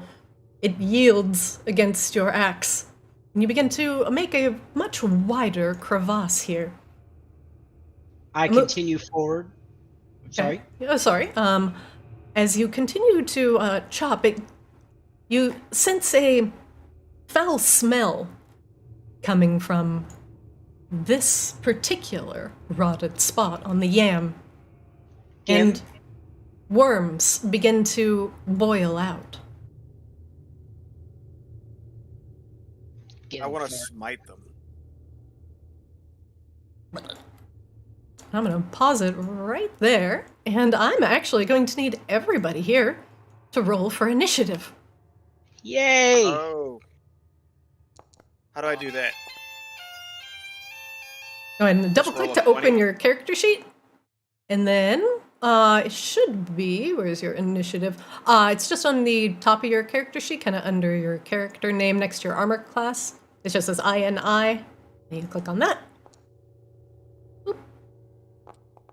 That is a very poor time to roll a 20. I do not see the INI. Wait one, looking. Right next Double- to strength. Yep. Right next to strength, to the left of strength, to the right of your armor class on your character sheet.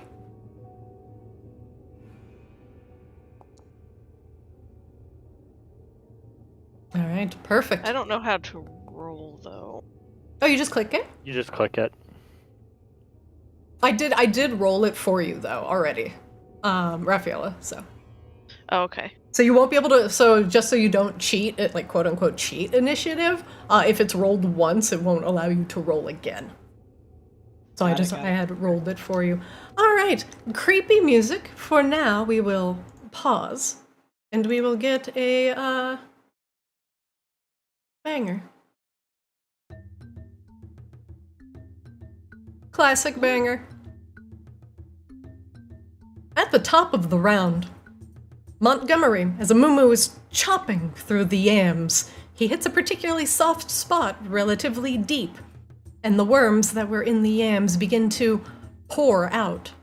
These ones thicker and more progressed than the tiny maggots that Gim had found earlier. These rot grubs are about the size of a man's forearm and have dangerous-looking pincers at the tips of their mouths. It is your turn, sir. Oh boy. Alright. I think I will prepare myself by casting Shillelagh and getting my staff of insects ready to go. Shillelagh! Go ahead and link Shillelagh in chat, please. The wood of a club or quarterstaff you're holding is imbued with nature's power. You can use your spellcasting ability instead of strength for your attacks and damage rolls of melee attacks. Ooh, alright. Nice, Jody. Damage Then up. I will move forward to get within 10 feet, Okay. and I will cast my poison spray upon. Ooh, the- actually, Montgomery, you cannot move there. There is a wall there. Oh, that is unfortunate. There is only a Mumu in Gim. There's only this space you could potentially move to. This spot is covered by Yam and is not able to be occupied. That's probably a good idea. I'd probably fall through that. All right, then what I shall do, since there's not a whole lot else I can do, I will reposition behind Gim and call out to the two in front. If you don't feel like attacking, I'll go ahead and give him a good whack myself. Whack a worm! Alright, go ahead and move. Alright, awesome. And just to let you know, for combat, this marker right here will show you where you started your turn, Montgomery. So just in case you're like, oh, I don't want to do that move, and you need to know where you started, that's what that marker is for. Much appreciated. Anytime. Is this Also, from Crypt of the Necro Dancer? I get all my music from Kevin MacLeod. Is a like royalty-free music composer. And I some of it has been used in games before. Yeah, yeah. Okay, sorry. Please continue. Sorry, Montgomery. Do your thing. Also, I just want to let everybody know that as an action on your turn, and just let everybody know, you can do 3 things on your turn. You can do an action, you can do a bonus action, and then usually like some sort of free action, or if you have it available. But also, additional thing you can do is something called an insight check, where you can just freely roll insight once a turn during combat to try and glean information about your opponent. I usually suggest that you do this first thing in the round, so if you want to know things like your opponent's resistances, or a condition immunity, or say their hit points. I will never show a numeric hit point value, but I will show you a bar so you have an idea of where you're at with them in combat. But however, if you fail your insight check, you don't get any information, but you can ask things like, what is a weakness? Or what does an ability do? So that's just one thing you can do during combat. So, Montgomery, with that insight check, my god, I need everybody to go home and definitely sacrifice something to a dice god, because this is cursed.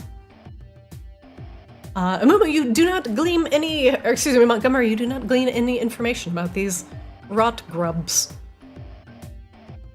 Does that end your round, sir? Yes, that will end my round. Gim, you're up. Thick grubs start to pour from the yam.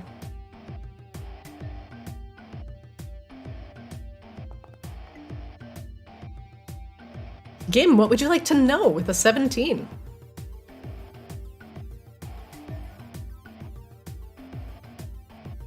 You muted, Posh? Are you muted in Pajarino? Sorry, I forgot to push talk. Oh, good. Yeah. What would you like to know about I said, the rot grubs? just about their health, I guess. Yeah, absolutely. One moment, please. There you go. There's a hit point bar. That's usually a good thing that people ask, but sometimes during complicated boss fights where I usually add a bunch of weird abilities, it's usually good to ask about those abilities first rather than hit points, because you know that boss bar is just going to be big. So just a general suggestion when you're going through my games. That's all. So now you see his hit point bar. Or there, the worms'.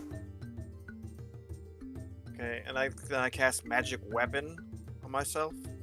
All right, link it in chat. Let's see what it does. Give everybody a chance to read it. Anything, do you want to... Oh wait, you did insight check them. Anything else you want to do? You want to move with your round, Gim, or anything like that? Yeah, I think we should pull back. I'm gonna pull back a little bit. You could cast Sacred Flame, because it is a bonus action, so you still have your action. Where's that sacred flame at? That's what I'm trying to figure out. Would be a... I was like, where are your spells? But yes, so you should pick your spells, and then Gim, for now, I'm going to say your turn is done, and we're going to move on to Mumu, and then hopefully by the time Mumu is done, Rafaela will have her spells also picked out. I just need to have 3, right? I haven't looked at your character, but it should say on your D&D Beyond how many you can take. Oh, okay. Sounds about right for a Warlock, if you have your cantrips already. Mumu, you're up. The rot grubs so begin to swarm out of the yam. All right. I'm gonna do an insight check. Okay. So that'll be insight. Whoa! All right. This is a tradition in the Arctis D&D games where if you roll a 20 on your insight check, you get to know 2 things. All right. Jesus, we already know kind of the health. Are they kind of like? You say they're big as a man's forearm. They're coming out. Like, how many are there? Like, are they just keep coming? A swarm. Swarm. Okay, swarm. Do I know what they are? Like, do I recognize these things, like, straight up? Have I seen these things before? You've seen maggots before, but you've not seen anything quite this size or looking so very fiendish.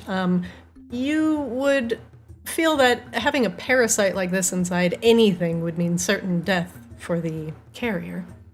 Do I notice any sort of weakness? Do I notice, any kind of weakness or anything that, like, might give me any kind of clarity on what best way to hurt them? Yes, the rot grubs are vulnerable to fire. All right. Well, my Thank weapon you. is still imbued to axe. Thank you very much, Sindri. I have a DM question for you, madam.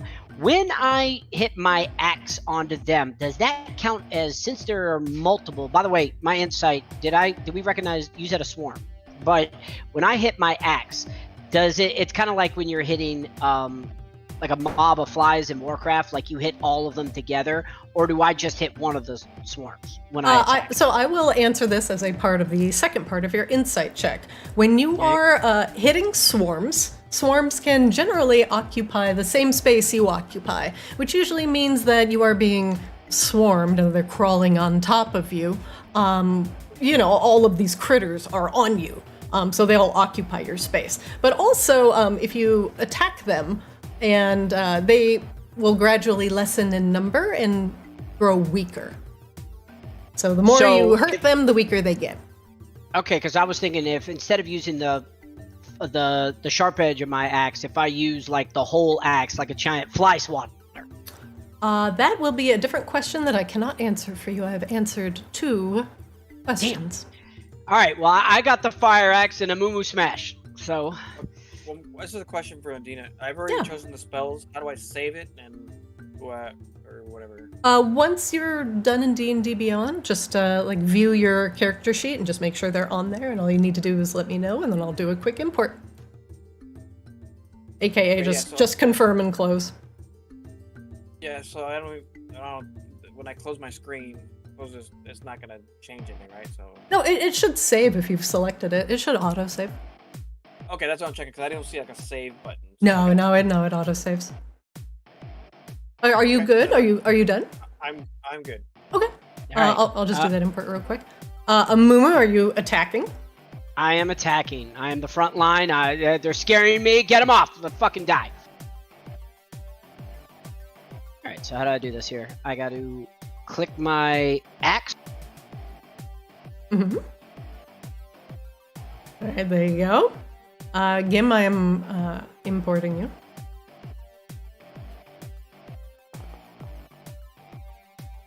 Uh, 20 is definitely enough to hit.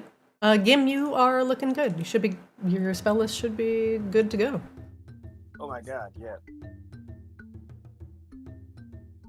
Okay, so now I roll for damage. That is right? correct. Yep. After you hit, you roll damage.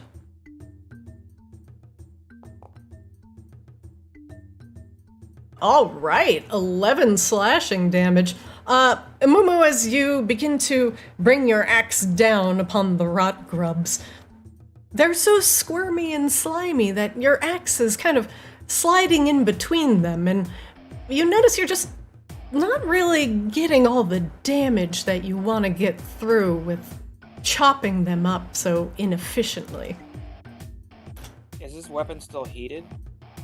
Yes. Is my weapon still heated? Gim, how long does heat metal last? I think it's concentration. So if it's concentration, then he is concentrating currently on magic weapons, so it is not heated.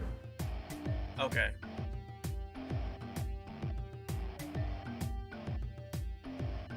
All right, Mumu, you chop at the grubs. Do you do anything else with your round? So I can't attack again. I don't have any other free actions with the exception of... what were the other things? Obviously, you can attack, you can do the check, and then there was one other thing you said that you can also do. You can do like a bonus action, if you have bonus actions available. Yeah, like my rage, but I only get 3 of those per soft thing, so no, I'm okay. All right. Oh, you can also move, but just keep in mind, unless you have an ability that allows you to disengage. They're going to take a target of or attack of opportunity. That is correct. They'll try and slap you on the ass as you run out. No, I can do this. Ah. All right. Next up, Rafaela, did you select your spells? I did. Okay, let me import you real quick. And here I was thinking, like, oh yeah, a nice, easy tutorial combat. Let's give him like a squirrel or a frog. And I wake up in a cold sweat last night. I'm like, how about giant maggots? So that's where... I knew I should have fucking swatted him like a fly swatter. Rafaela, you should be good. If you close your character sheet and reopen it, you should see your spells reflected on your character sheet. Yep, there they are. All right, it is your turn. Go nuts. Okay, so I want to roll an insight, right? Mm-hmm, as long as you can see them, which you still can. You're just kind of around the corner. Make me an insight check. Okay! Arctis Classic. 2 crit insight checks in a round, par for the course. Rafaela, you can know two things about the rot grubs.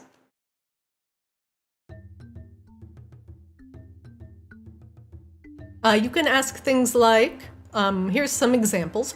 Are they resistant to any type of damage? What is their move speed? What is their sense? Do they have any abilities I haven't seen yet? What are their condition immunities? Those are good questions to ask. So what are their abilities? Let's see. Here is an ability that you haven't seen yet. The rot grubs will definitely bite if they get closer to you. However, they do poison damage if they end up biting you. If you don't make your constitution save, you can potentially be poisoned, weakening you in combat. Oh, important safety tip. Thanks. Good to know. Is there anything that they're particularly weak to? They are weak against fire. Actually, you already know that, so I will allow you to ask a different question.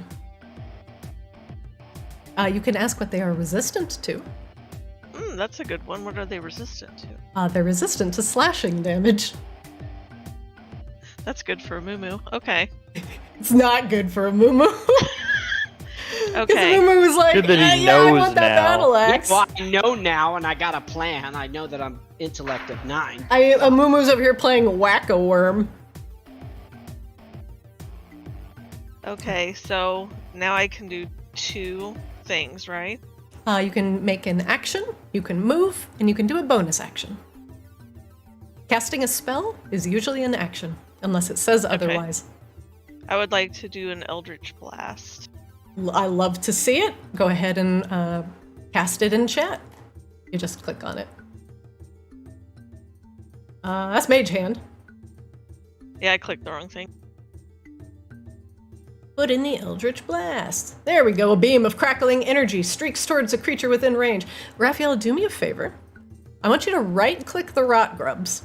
And then on the left side, the thing that looks like a little target, I want you to hit that. I want you to click that. So this will allow you to target the rot grubs. Did you catch that? Yeah, I right-clicked them, but nothing's happening. You right-click the rot grubs? Yeah, And nothing comes up? correct. That's weird. I was gonna There's let like you a red dot in the left side now. Yeah, that's correct. So that means you're targeting the rot grub. So now when you cast your spell, it'll do a little animation with it. Okay. So that means like that's your current target. Like, right? It's like your hunter's mark. You like hunter's mark the Gotcha. rot grubs. So now when you hit the attack button, go ahead and hit it there. And everybody can do this on whatever your target is, so I know what you're hitting. Raffaella, go ahead and click the attack button on the right side of your screen.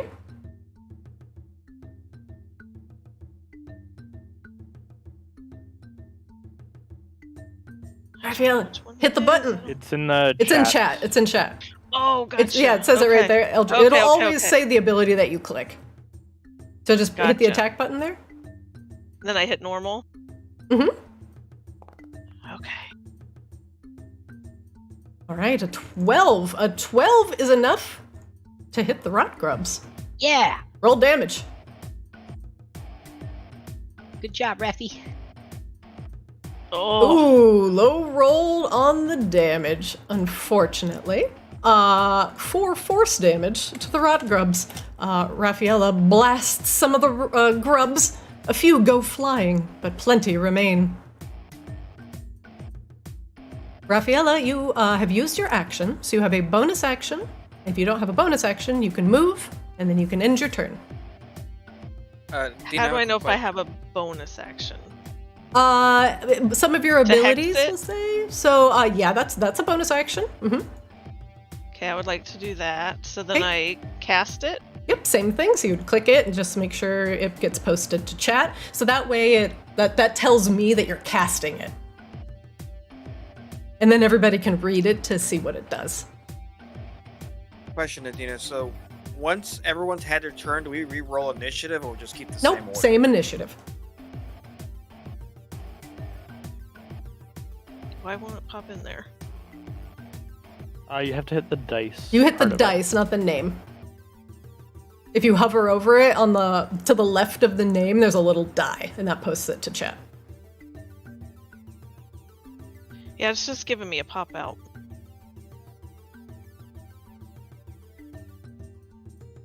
Let me look. What are you trying to? You're trying to hex? Yeah. Your pack magic. What does the pop out say? It's asked me to cast the spell. Yeah, you're trying to cast the spell, right? Yeah, but Okay. it's not posting it in chat. But you have to cast it. So Oh. hit the cast spell button. Okay, gotcha. I thought I went in chat and I did it from there. No. confused. It's just no. I was like, hit the button that says cast spell, Rena. Okay. I even knew. There you go. All Then I right. click the damage, right? Yep. No. Well, no, not yet. Because Hex has a very specific, thing that needs to be met before it triggers. So you place a curse on a creature that you can see within range. Until the spell ends, you deal an extra 1d6 necrotic damage to it whenever you hit it with an attack. And then you can choose an ability when you pick a spell. So that's like Strength, Dex, Con, etc. And the target, which will be the grubs, have disadvantage on ability checks with that ability. So you're hexing gotcha. one of their abilities. So what ability do you want to hex on the rot grubs? And I'll allow you to crowdsource this if you want advice from your I'd party. say the poison. Yes, please. That is not an ability. So an example of ability is like Strength, Dexterity, Constitution, Intelligence, Wisdom, or Charisma. I would do strength. Strength or dex. Does everybody agree with do dexterity for him? Sure. Yeah. Okay, Seems then let's good. pick that. All right, you're going to hex their Dexterity? Yes. All right, I have placed your hex upon the rot grubs, and now I know that whenever you hit them with an attack, you will do an extra 1d6 damage. But not everybody else, just you, Raffaella. Okay. All right, their Dexterity is hexed. Raffaella, you have used your action and your bonus action. You can move freely since there are no enemies around you. Just keep in done. mind, you can, if you go out of line of sight, you won't be able to do anything.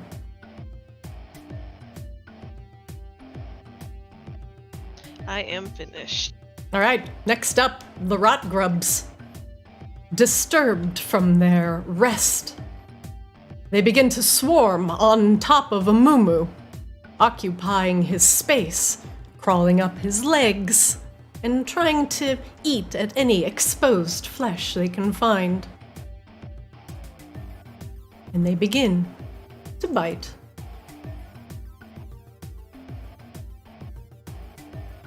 One moment, please.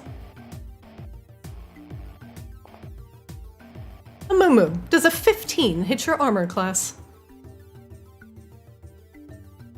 I had 11. Yeah, it does. Oh no. Get him off me! The worms begin to chew through your meager leather. Mumu, you take 4 piercing damage and make me a DC 10 Constitution saving throw. Okay, so I click the deck. Saving throw. Mumu, in chat, if you just click the button that says saving throw DC 10 Con, it'll just do it for you. That's Right. Dex. Oh, oops. No, I meant Constitution. Sorry. You can just click the button in chat, it'll do it for you. It's way faster and easier. There you go. 22. I'll take that. There is All a right. ichor dripping from the rot grub's fangs, and it tries to seep into your flesh. You resist it for now. Roger, how do I show that I took damage? I gotta reduce my hit points. I'm just gonna move the rot grubs temporarily. Mumu, right-click your token. You should see your hit points pop up. Click on the Yep. number, hit -4, and then enter. And that's how you'll do Ow! Fucking get him off me! Get him, do something! it. The worms begin to chew. Sindri, you're up. Okay, I am going to move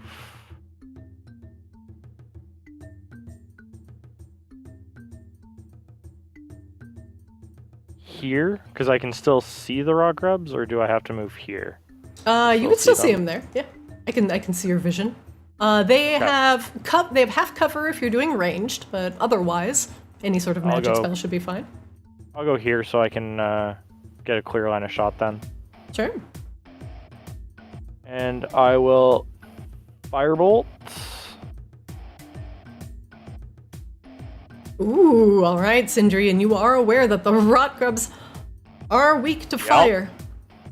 At 17 will hit. Ooh, low roll but fire damage. They are vulnerable to fire. Mumu, you hear the rot grubs shrieking as a stray firebolt lights a few on fire. A couple fall to the ground, but that came dangerously close to singeing you, my friend. Fucking watch it, Sindri. Jesus. I am watching. I'm good at this. All right, fine. Just get them off me. I'm going to use Quicken Spell.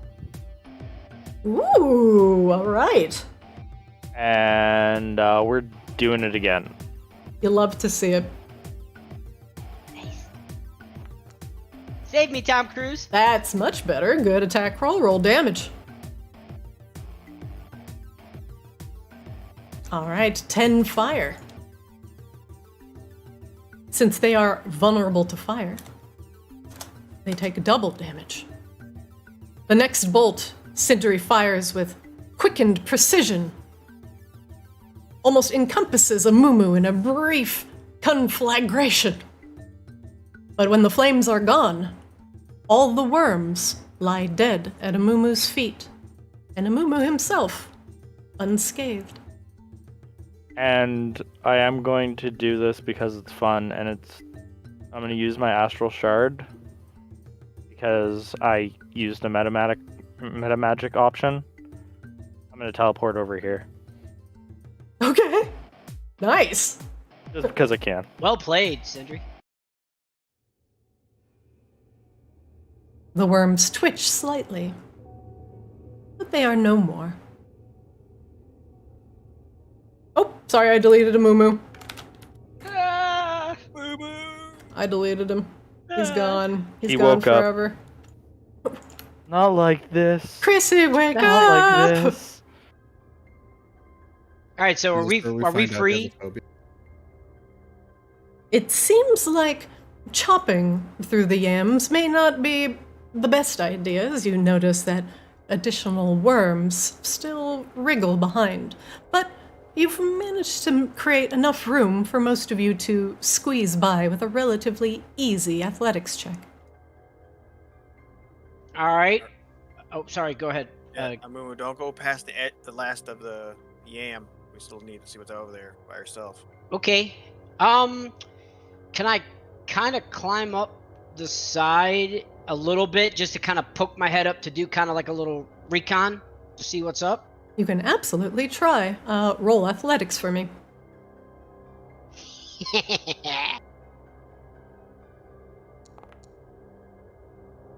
Mumu, you place your hands on the side of the yam and you notice that the sides are slippery with rot and bacteria. You cannot climb up. Okay. Hey Gim, how that fire stuff on my weapon did a pretty good job. Could we maybe do that again? We don't Gim, want to hack anymore. We don't Yeah, want to it's hack any true. more of these things. Yeah. Gim, you are currently concentrating on magic weapon, so you cannot give him additional. I'm just going to mark that real quick. Okay. Well, I'm going to continue forward. By the way, we're no longer in sequential order. We can freely move until we You get are into our orders. considered out of combat right now. Roger. To continue forward. Just go to the end of this yam and wait, and then see what's over there. Got it. That's what I'm gonna do. I cannot move. Oop, there we go. You have to squeeze through very carefully. Good. Mumu, you can describe to your friends what you see as you are nearing the edge of the yam. I see what looks like a onion, but it's got things hanging out and looks like a walnut. All right, let's see if we can get an open area.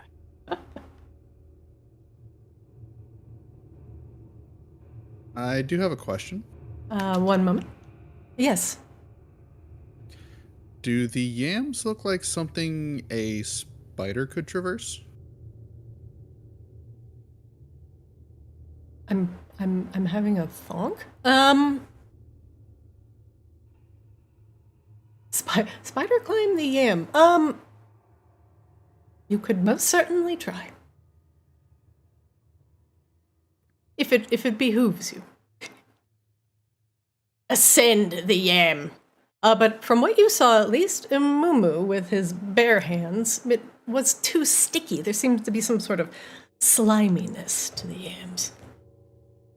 I just wasn't certain if possibly I wanted to wild shape into, say, a giant wolf spider and climb the yams that way. Always you could definitely try.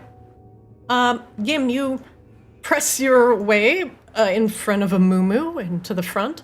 You come to a clearing area, and it looks like a giant pile of discarded kitchen items. A large mushroom lies to the east.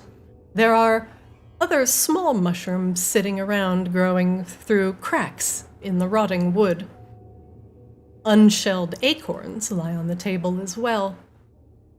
There seems to be some sort of path that potentially goes through the mushroom here, or just continues further up to the north. Hey guys, there's a path to the north and then to the east, but there are these purple mushrooms that what was her name again? Blurga. Blurga was talking about. I think these purple mushrooms are part of the rot. And I think That could be the source. I think we should probably burn all we see.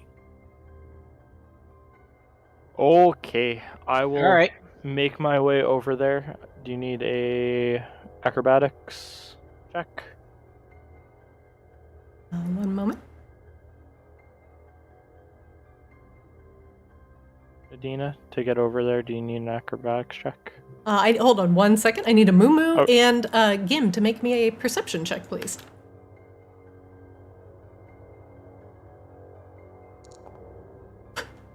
Fucking A. Nice. Uh-oh. Yes. Mumu is oblivious, but Gim, this Normal. this fungus back here to the north, definitely moved. What, like Little alien's purple one? egg? It moved. It shifted. You look over and it's in a different spot than it was before. Mumu, you have no idea this happened. Oh, I have no fucking clue.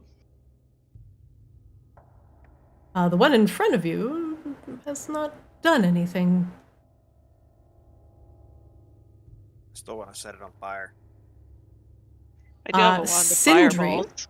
if you wish to go through, please make me an athletics check. Acrobatics or athletics, or just I'll allow acrobatics, sure. guidance? You are guided. Nice. You can squeeze through with relative ease and not a lot of contortion.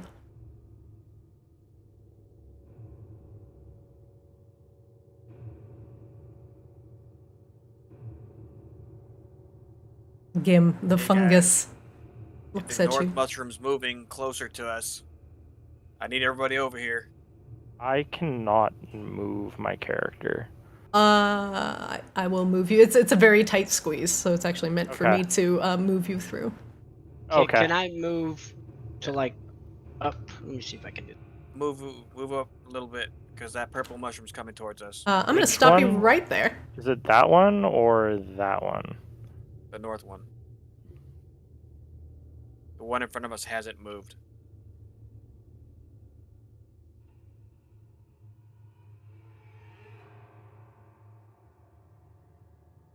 Once again, I'm going to need everybody to roll initiative. Hell yeah.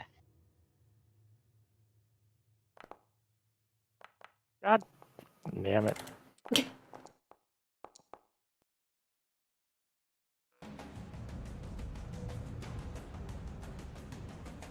Well, these are some really not good initiative rolls.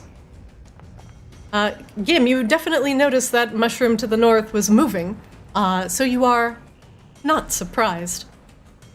However, it does appear that there are fungi that are very fast. I don't know why combat is starting with Montgomery, but that's certainly not true. Because apparently it's starting with the fungus at the top of the screen. A Mumu, you're up. Okay. That mushroom definitely moved now that Gim pointed it out. And move from Dave saying, all right, I'm gonna do my bonus action. It's time to rage. Time to smash.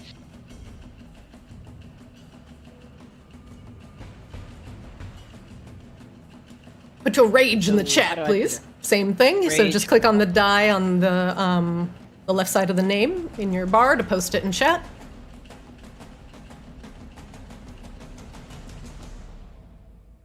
One second. Yeah, just find it on your character sheet. Should be under your. There we go. Got There it, you got it. go. I'm figuring this out. Okay, so... All right, so oh, now I just you gotta are roll. considered raging. All right. Am I allowed to talk to the team, or am I just allowed to just do, you know, whatever Mumu thinks he's gonna do? I mean, you can talk. Yeah, talking is a free action. All right. I have marked guys? you with rage. Cool, guys. I could go ham and go after that one that's moving, or do you think I should go for this close one and just beat the fuck out of it? Do what makes you happy. Mind you, you're raging, so idle conversation is not going to be your strong suit. You are going to want to kill. You are going to want to smash. All right, guys. Should I go? Tell me, am I going after the far one or the near one? Just, your pick. pick a Dealer's decision. choice. You're raging. All right, I'm going after the nearest thing because I am raging, so I want to kill immediately. Angry man go smash. Angry man, go smash. I attack the closest one to us. Well, you better get there first, because you're not even close. Okay. I can only move one square per is 15 feet. No, each square is 5 feet. 1, And your movement speed is 30, so you can move. 2, 3. Diagonally is so this would only be 10 feet. Okay, well, I'm gonna go ahead and just be right here, and also to shield them and just fucking whack away. Okay. Roll to All hit. right, so hold on. I go back to my roll to hit. That's just a that's a strength check or just You're gonna hit him with your weapon, right? yeah. So I click the weapon. Of course. I'm gonna allow you to answer your own questions for you. No, but this is just getting the flow through it. All right, so we're gonna do attack. I mean, you could most certainly try to bite the mushroom to death, but a 12. Let's see if that hits. It does. All right, so now I do damage. That's correct. You can just click the damage button there. Perfect. For 8 slashing. Very good. Mumu, you hit the rubbery outside of this fungus and you find it surprisingly tough. Any other normal mushroom, you would feel confident you would cleave right through. But this one still holds. Yeah. I think. I'd like to do the check. All right, make me an insight check.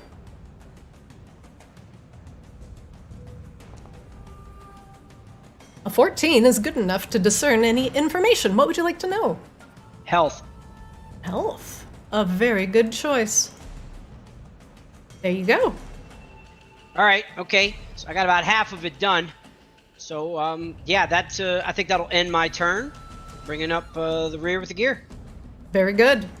Next up, the fungus among us. My front door opened. The fungus assesses the situation. And the fungi make 1d4 rotting touch attacks. He's gonna make 2 rotting touch attacks against a Mumu. It snakes out with a rotting tendril, rubbing it across the young barbarian's face. A Mumu, you take 6 necrotic damage from the first strike as you feel the rot take hold. Your skin begins to dry and crack, and it attacks again. This time, you duck the tendril, and it goes wild, missing. It sinks back into the fungus's body with a and it begins to emanate some purple spores into the air. Raffaella, you're up. You need to make an athletics or acrobatics check to squeeze through this area. Also, Montgomery is in your way.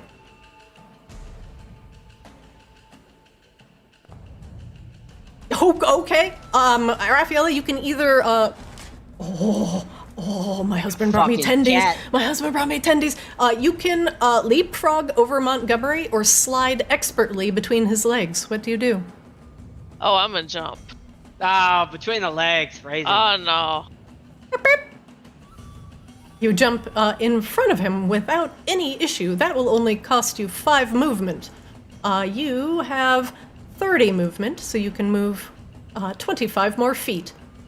Each square is 5 feet.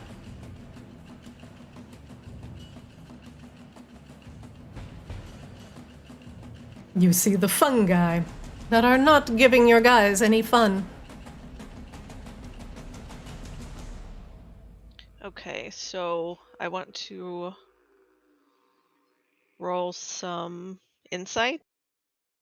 Sounds good to me. Sounds bad to Okay. you. Yeah. I think I will just Eldritch Blast them. All right, which is your target? Make sure you have your target selected. Remember, right-click and target.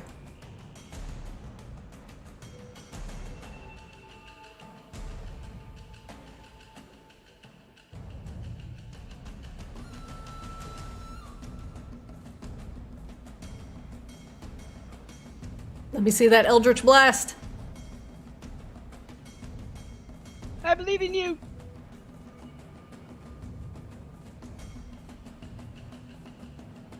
There we go.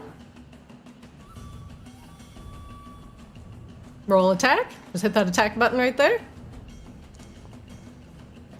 14 will hit. Raffaella, which is your, what's your target? The mushroom. There's 2, but, oh, that one? Okay, then roll damage.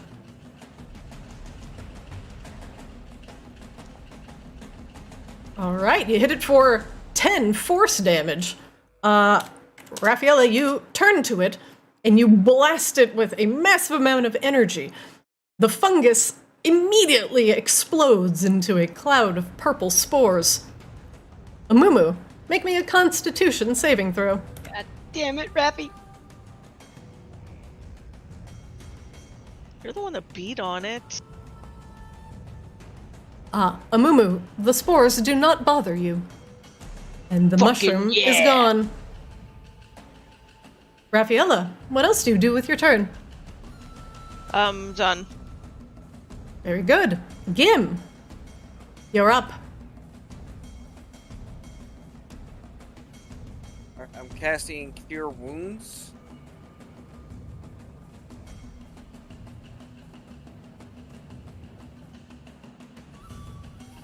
Also, Gim, if you right-click a Mumu and you target him when you cast your Cure Wounds, you get a cool animation with it.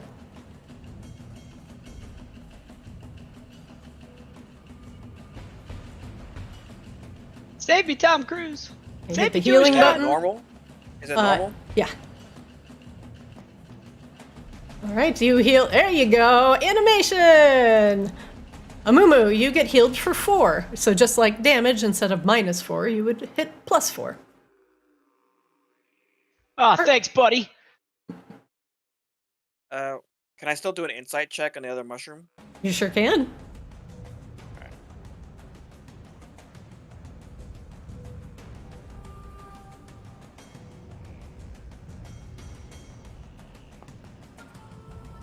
What would you like to know?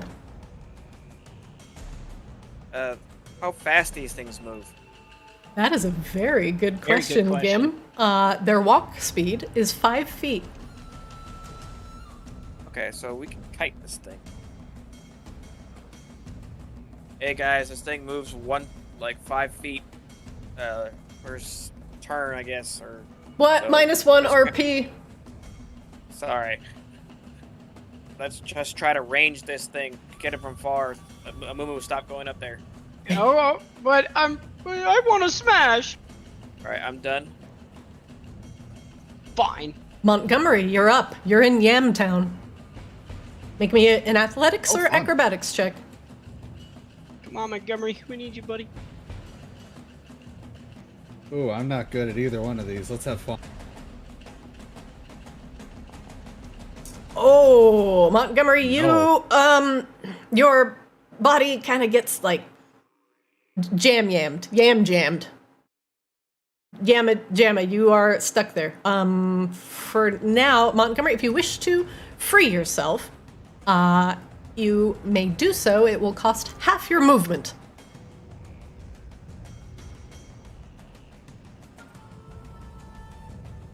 Okay. Yeah, sure. Let's do that. Okay? Your movement this turn is now 15 feet.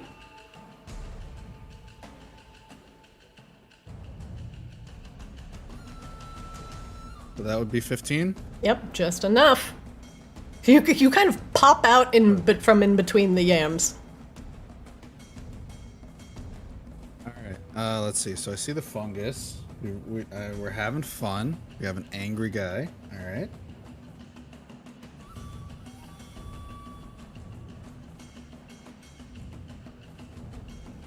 All right. Then I mean, there's not much else I can do. So I'm going to just do an insight. There's not much else I can do at this point. All right, let's see it.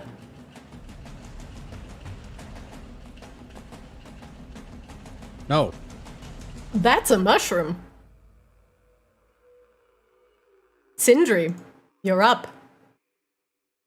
Okay, I'm going to do my insight check. It's a fungus. It's a fungus. I am going to. I'm gonna move right here, Okay. and then I am going to chill touch. Ooh. All right, make me that ranged spell attack. 17 will hit. Okay, rolling for damage. Oh, 1 necrotic damage. And it cannot regenerate hit points until the start of your next turn. And then I'm gonna move back here. Frost covers the outside of the fungus momentarily. A cool hand grasps it. Squeeze the fungus. Sindri, does that end your round? That ends my round. Top of the round. Round 2. The fungus. Creeps closer. Mumu, you're up. They told me I couldn't run up to it. I will do a inside check. It's a It fungus. is fungus. It's also purple. Big fungus, big fungus. Big fungus. I have a hand axe in my inventory. Can I throw it? Yeah, you can throw hand axes. All right. Okay, so I'm gonna roll attack.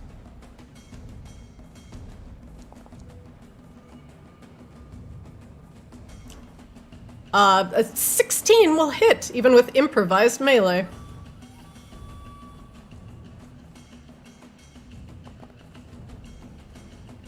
Okay, you throw the axe, the 10 feet it takes to hit the fungus, and unsurprisingly, you hit it with some significant amount of skill.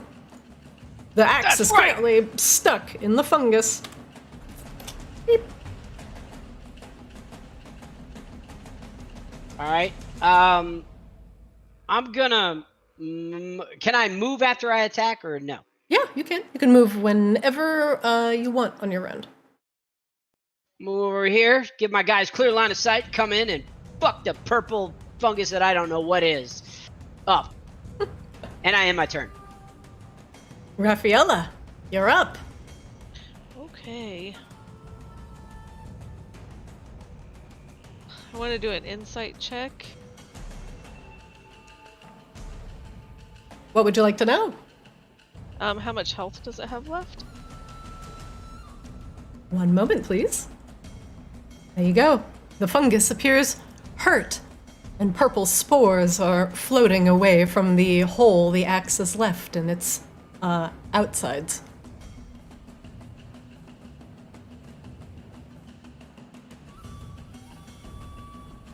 Okay, I'm just gonna Eldritch Blast it again.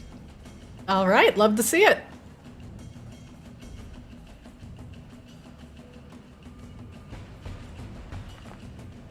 That's gonna miss wildly, your blast, causing some of the acorns in the back to rock from side to side slightly. Good job. Oh, thanks. I feel like I need another beer for this. Okay, that is the end of my turn. I'm not going to move. Gim, you're up. The fungus creeps ever closer. I'm casting Sacred Flame on this thing. Fuck yeah. Okay, target must succeed on a dex saving throw. How good is it at dex? Oh my god! Okay, even at a -2, I make it. Because I rolled an 18. You're gonna realize if you watch any of my other Arctis shows, all of my saving throws for all of my NPCs are total bullshit. Like, literally, they're all bullshit. Like, all my players hate me. So I apologize in advance. So I can't do anything else. No more casting spells. That is a save or suck, yeah. So your action has been taken up. Your Sacred Flame does not ignite the fungus, but you still have move and a bonus action, potentially.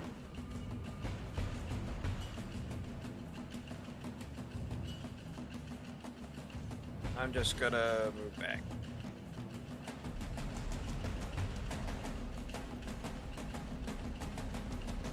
And I'm done. All right. Montgomery, you're up. All right. Now I'm looking at this and I heard what they said about not being in range, but shillelagh time.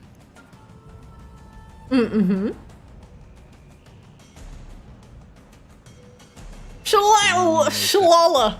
Shabooba.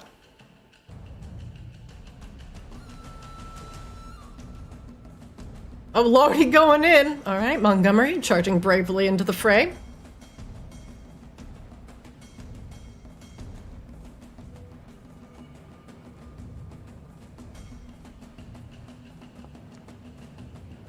Okay, a 17 will hit.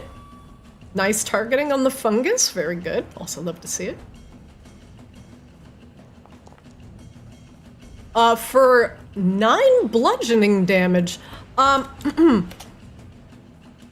Montgomery, you just walk up and you slap this thing so hard, the top flies off, and spores go flying everywhere. Montgomery, make me a Constitution saving throw.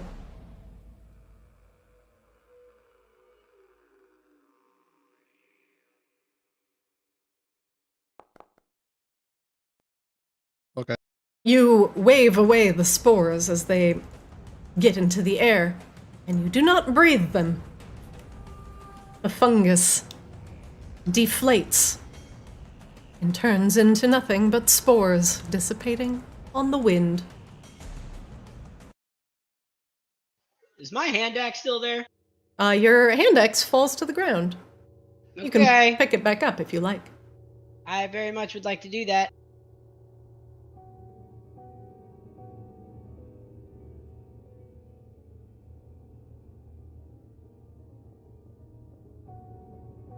Some more acorns and everything around here, fellas.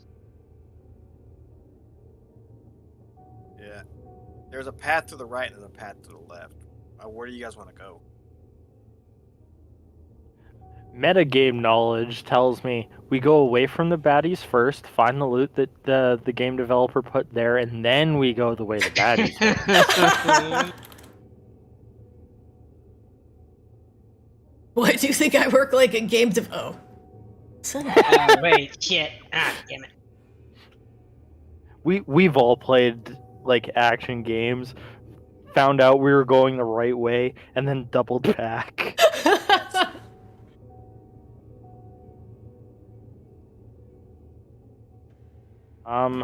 What do you guys suggest? We could go forward, or we could take that side path. I mean, the one from the north was moving a lot. The one on the side was not moving that much. I'm not sure if it was trying to hide, or if it was wanting to see where more activity is. I do have a quick question. Mm-hmm.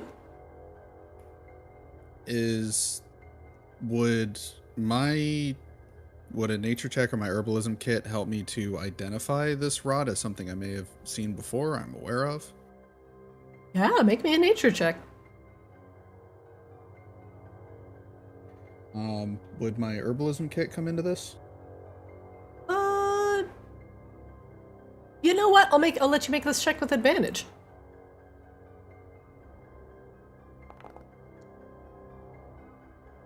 Okay. Montgomery, this type of rot that you see generally comes from,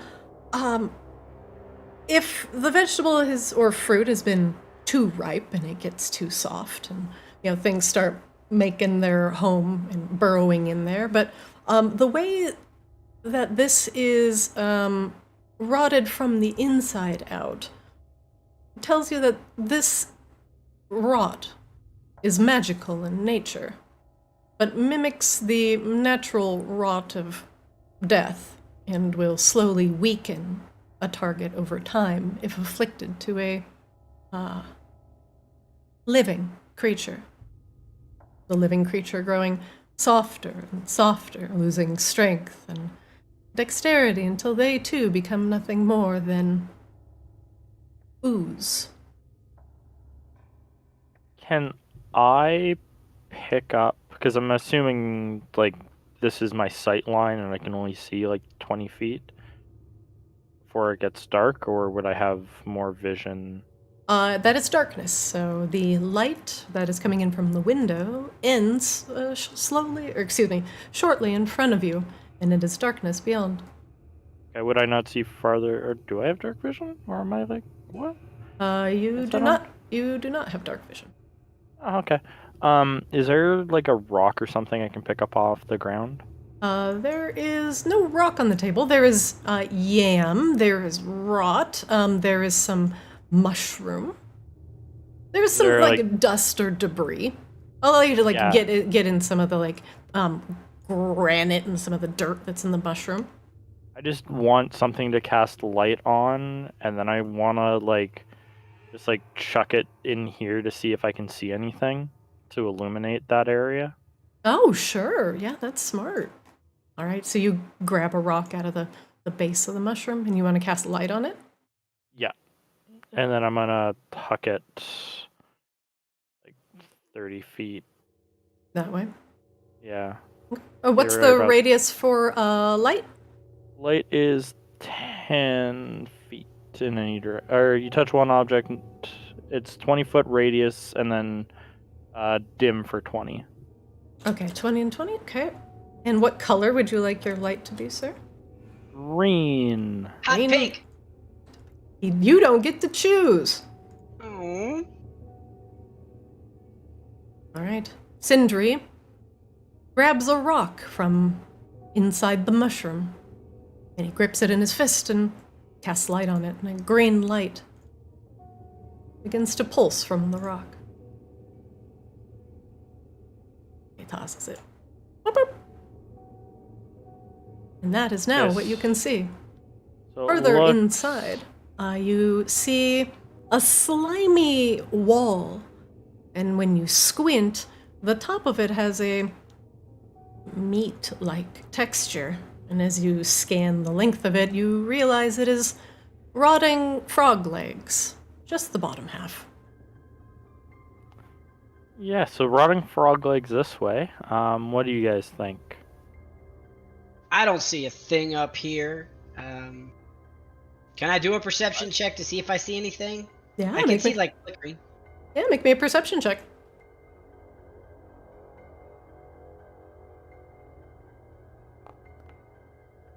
Yeah. Yeah, you glance around. This place is weird and smells funny. Yes, it does. Like death and the ocean. Or a muggy swamp. I see more of that spider web farther ahead. I think we should head towards the spider web. The spider web seems to be blocking the Okay. path. Yeah, I'm kind of feeling coming with me, and I will dismiss my light. Alright, 1 I second. can do that as an action. Alright, your light is dismissed. Don't charge too far. We don't know if there's anything in the traps or things on the floor. I see something. I think I do because I can. But I think I'm cheating with the game because I can hover this thing that's right here. How do I click and say something? Left click and hold. Oh, what is that, Houdet? You look around the corner from this other very large mushroom that you see, and you spy a small brown sack on the ground that is tied shut.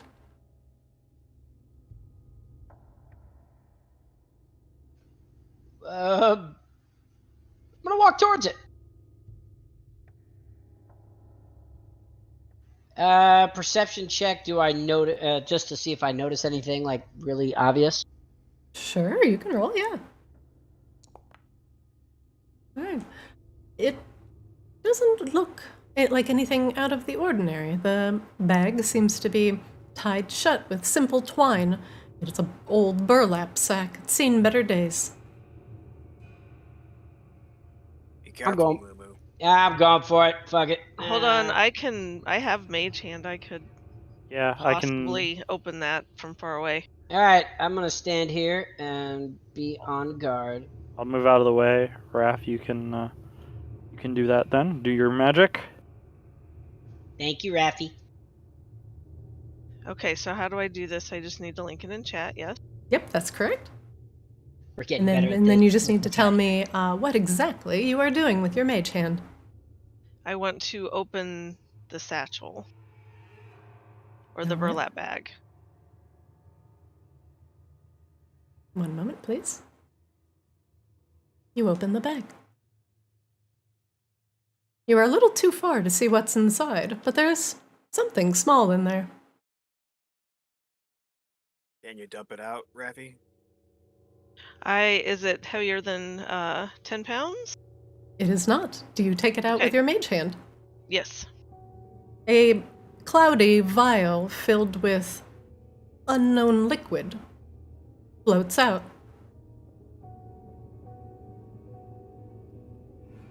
Can I do a perception check to see if I can figure out what it is? It would not be perception. This is actually an unidentified item. Raphaela, if you'd like to, I'm going to move this a little bit closer to you. If you'd like to double click on this unidentified item, you can see its contents. Okay. Inside, you find a curious potion. You don't know what it does, and some meager amounts of gold lie scattered at the bottom. Can I use identify on this vial? You absolutely can. Nice. Give me 1 second. Actually, I need to change. Do you have the pearl to identify it with? I don't know. I have a spell called identify. Yeah, just not to rules lawyer, but yeah, it does have the components. Let me see. Do you have the components for identify? I don't know. Let's see what it takes. Hold on. Unless it's something special. Like A pearl worth at least 100 gold and an owl feather. So, Gim, since I will just you have 100 gold, so I will allow you to just cast Identify if you want to swap 100 gold for identifying that potion, or you can cast it as a ritual. How does that was different cast as a ritual? It takes 10 minutes. Actually, are you a ritual caster? Hold on. Yep, only sorcerers aren't. Yeah, you should be able to just cast that as a ritual if you like. That way it does not take a spell slot. Otherwise, it is a first level spell slot that you'd have to consume. Okay, then I'd like to do the ritual. If you guys want me to do the ritual to figure out what's in this vial. And you Yeah. will have to sit here for 15 minutes. Is that like game time or real time? No. It's just Game time. Yeah, game time. But know that if you are in danger, if something's looking for you, it might give it a little extra time to do so. All right. I'm gonna. How do I do that? Like click on the Well, first off, the item is still in the treasure chest, so somebody needs to take it. Preferably the person casting Identify. Again, you can just walk over to this bag. It is an interactable object. You can double click it, and then you can take the item. not be on the same square, right? You don't have. You have to be 1 square adjacent. It won't let you interact with it from further than 1 square away. Hey, I'm picking up the gold, guys. I'll split it at the end. Okay. All right, you can grab all the gold.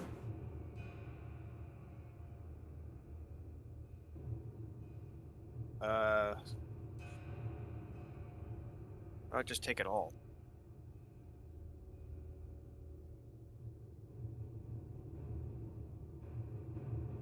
Is it just letting you take it one by one? That's weird. It should have an auto split option. I mean, that's fine too.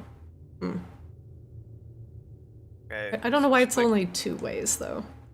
I might have to fix that. Yeah, I don't know either. Just finish. You can either just add 35 gold to your inventory, and then I'll just kill this item. That might be faster. If you double-click your character sheet, and then your inventory at the very bottom is your currency, and then you can just add 35, and then I will get rid of the empty bag. Boop. As Gim momentarily pockets the gold. Sure. The dusty vial is so coated in dust that it is entirely opaque. You cannot see what color liquid swirls inside.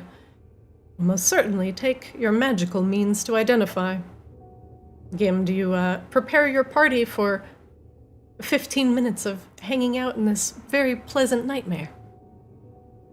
Alright, guys, guard me. I'm gonna put right here in the middle.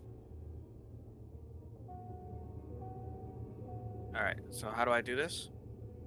This thing is something that you normally just say that you do, and then I check to see if anything dangerous might be wandering about as you cast your Identify ritual. Okay, I'm casting the Identify ritual. Right.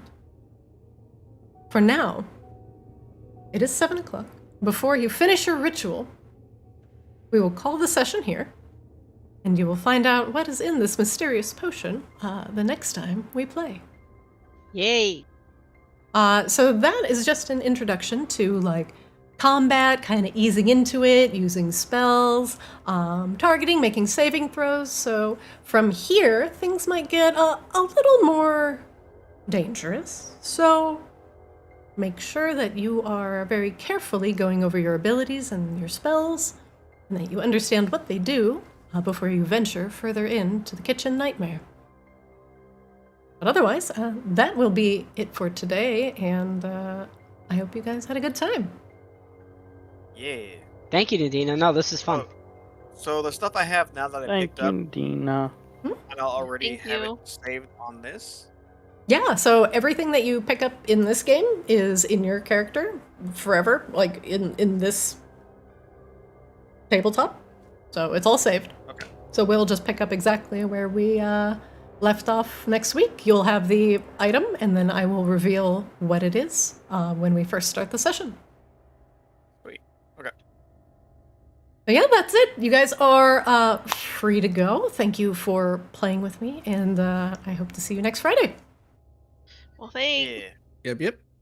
All right. Hope you like the kitchen nightmare, and I will probably see you in WoW very shortly. All right. Peace out. Probably. See you guys. All right. Have a good night. Later, guys. Good night. All right. And that is it for Arctis Reflection. Thanks for joining. I greatly appreciate everybody being here. This is a fresh-faced new group going through some very weird maps. And I just kind of want to see how they handle a situation that's not entirely dungeons and not entirely dragons. We'll see how they handle the kitchen nightmare dreamscape. Will they cure our reborn goblin of the nightmares that plague her? I hope so. I hope so. Thanks for watching. Check out our VODs over on YouTube at ArctisDD. Watch us on Twitch and check us out on Twitter. We post really cool shorts there. Thanks Beef, thanks Nukiyashi, etc. Thank you guys for watching. And I'll see you next time.